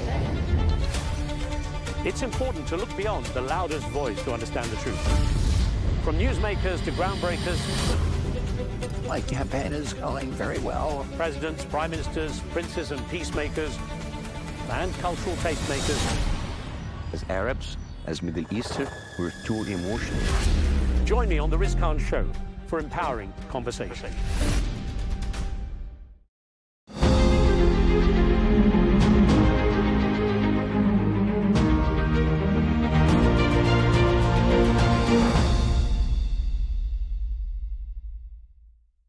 Hi Cam, thanks so much for your time. No worries. So we're at the beautiful Riyadh Golf Club here for the first live opener of the season. What are we expecting? Well, it's going to be different this time around. We were here back in December for the International, and that was a great event. We're playing it under lights this time. I think it might be a little bit tougher just because the ball's not travelling as far. It's a little bit colder at night. And then just kind of the depth perception, I think, at night is a little bit different as well. So it'll be an interesting week, one that I'm looking forward to. And, you know, every time this time of year comes around, the first event of the season, everyone's hyped up and ready to go. So we can't wait to get started. And even going back to your point, obviously, it's been played at night, it's been played under lights, even for the judging of the greens, and even as an amateur golfer who's not that good, I mean, it must play a huge part, even for lies as well, and especially on the greens. How are you preparing for that? Yeah, I think, like you said, the longer stuff is, you know, pretty much the same. I think when you get around the greens, the bunkers, the rough, if the ball sits down a little bit, all becomes a little bit, it's just not what we're used to, just a little bit harder to judge. The green slopes, I think the pace of putting will be very difficult this week. Yeah, so all stuff that we're trying to get prepared for, but is all very different. And so being here in Riyadh as well, this has had a huge effect on the popularity of golf here. How is it in your perception? Yeah, I think, you know, I've come to Saudi now for 3 or 4 years, and every time I've come here to an event, there's been more and more people, and I think that's a great thing. You know, that's what we're trying to do out here. The next event is in Adelaide. It's on your home turf. How excited are you for that? I know it was a ripper last year, as you'd say. Yeah, no, obviously can't wait to get back home. It's always nice. You know, I think having the home ground advantage there is nice as well. You know, it's what we grew up on, and really what we're used to, and what we, you know, fell in love with the game for. So can't wait to get back there. It's always a great time. It's a great tournament. I'm very biased. It's my favourite tournament I think I've ever played, but it's always exciting to get back down to Adelaide and bring world-class golf down there. Absolutely. So in order to go back to your point on the love of the game, we've heard Rory McIlroy say, obviously, there's 39 events on the PGA. Here it's 14. They've said they're a bit overburdened, overworked. Do you feel the schedule is better with Liv? I do enjoy having an off-season. You know, going down to Australia is something that I've kind of missed throughout the years. Being able to play a few more events down there, you know, bring back golf to Australia and try and make it more popular and better for the future. So there are definitely some benefits to having an off-season, you know, kind of doing what you want and spending more time at home is never a bad thing. And better for the future, as you say. You've got the Cam Smith scholarship system as well. So that must fill you with great pride to bring obviously 2 players every year over to Florida. How much are you enjoying that? Yeah, it's been awesome. It's something that I do really enjoy, and I think, you know, as much as the kids learn off me, I feel like I learn off them.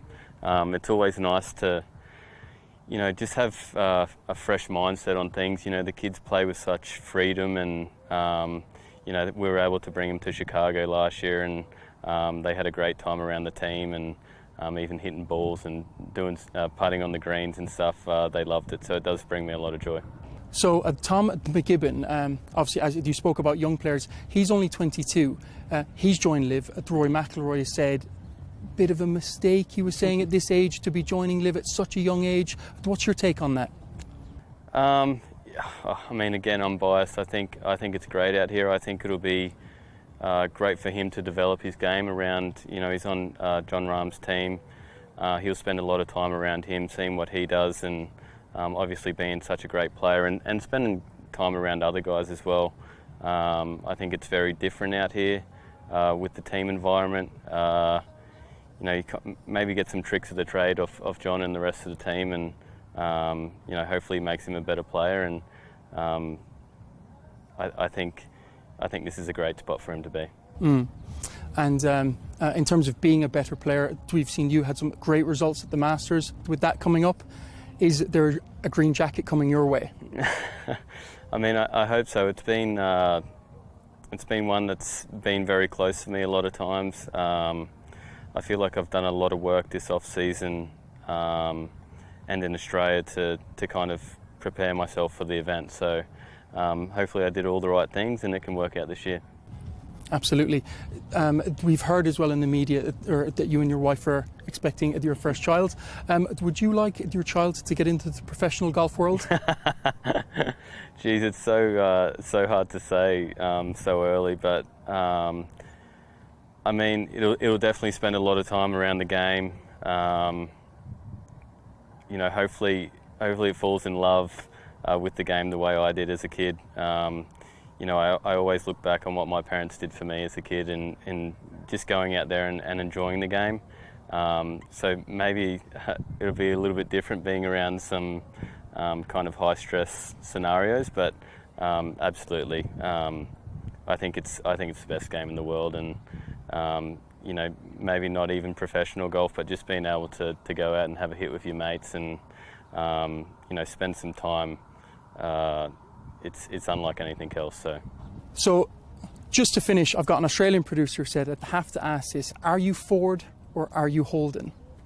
Oh geez, that's a great question. I wasn't expecting that, to be honest. I was going to say like league or union or league or AFL or something, but I was brought up in a Holden family, so I'm a Holden fan through and through, and I love cars, so I've had a couple of Holdens in my time, and yeah, always Holden.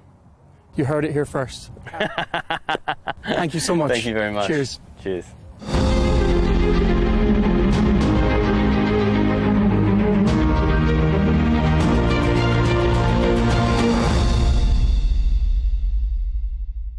At Al Arabiya News, we go beyond the headlines. From the latest breaking news to in-depth coverage of global events. We're not bought or sold. Nobody owns us. The loss of life, the destruction of property. The conflicts are such a terrible thing. Context and analysis to help you see the full picture. The world is in a very dangerous place. Join us on Arabiya News, It's very impressive. where knowledge meets perspective.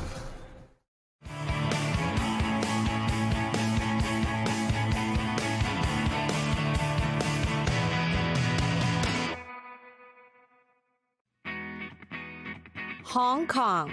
Situated in the eastern region of China's Pearl River is Hong Kong.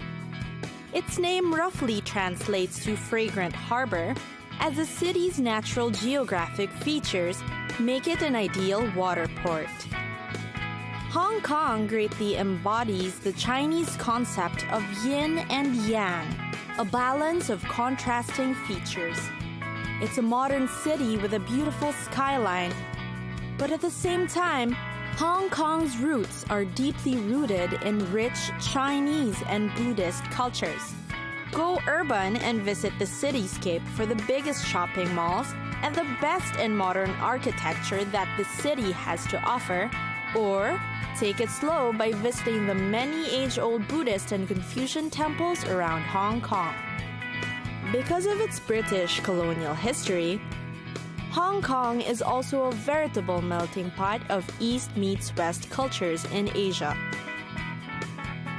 You'll see that this is especially evident in the contrasting architectural marvels around the city. Hong Kong is considered as one of the international hubs in the region and is home to the biggest international companies operating in Asia. Hong Kong is also a food lover's paradise.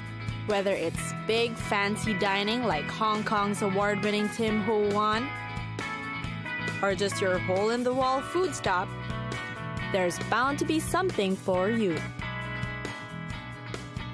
Of course, no visit is ever complete without some must-see destinations.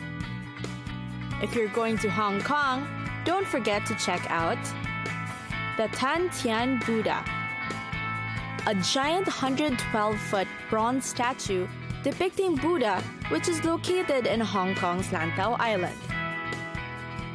The Star Ferry Harbor Tour, a short 11-minute ferry across the Hong Kong harbor.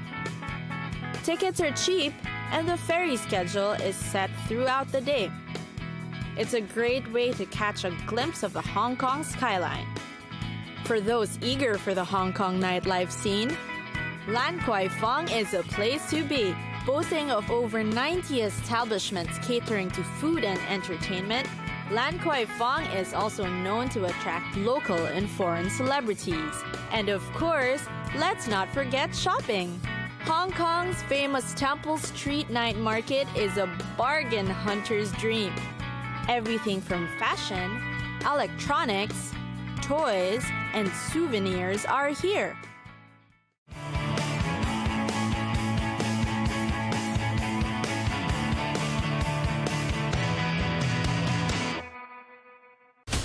From the White House to Gaza, Kyiv to Beijing, elections, economics, and the environment compete with conflicts and other complex issues for our attention. In an age of fake news, deepfake, and artificial intelligence, they've got to have a vote and a say. It's important to look beyond the loudest voice to understand the truth. From newsmakers to groundbreakers, My campaign is going very well. Presidents, prime ministers, princes and peacemakers, and cultural tastemakers. As Arabs, as Middle Eastern, we're too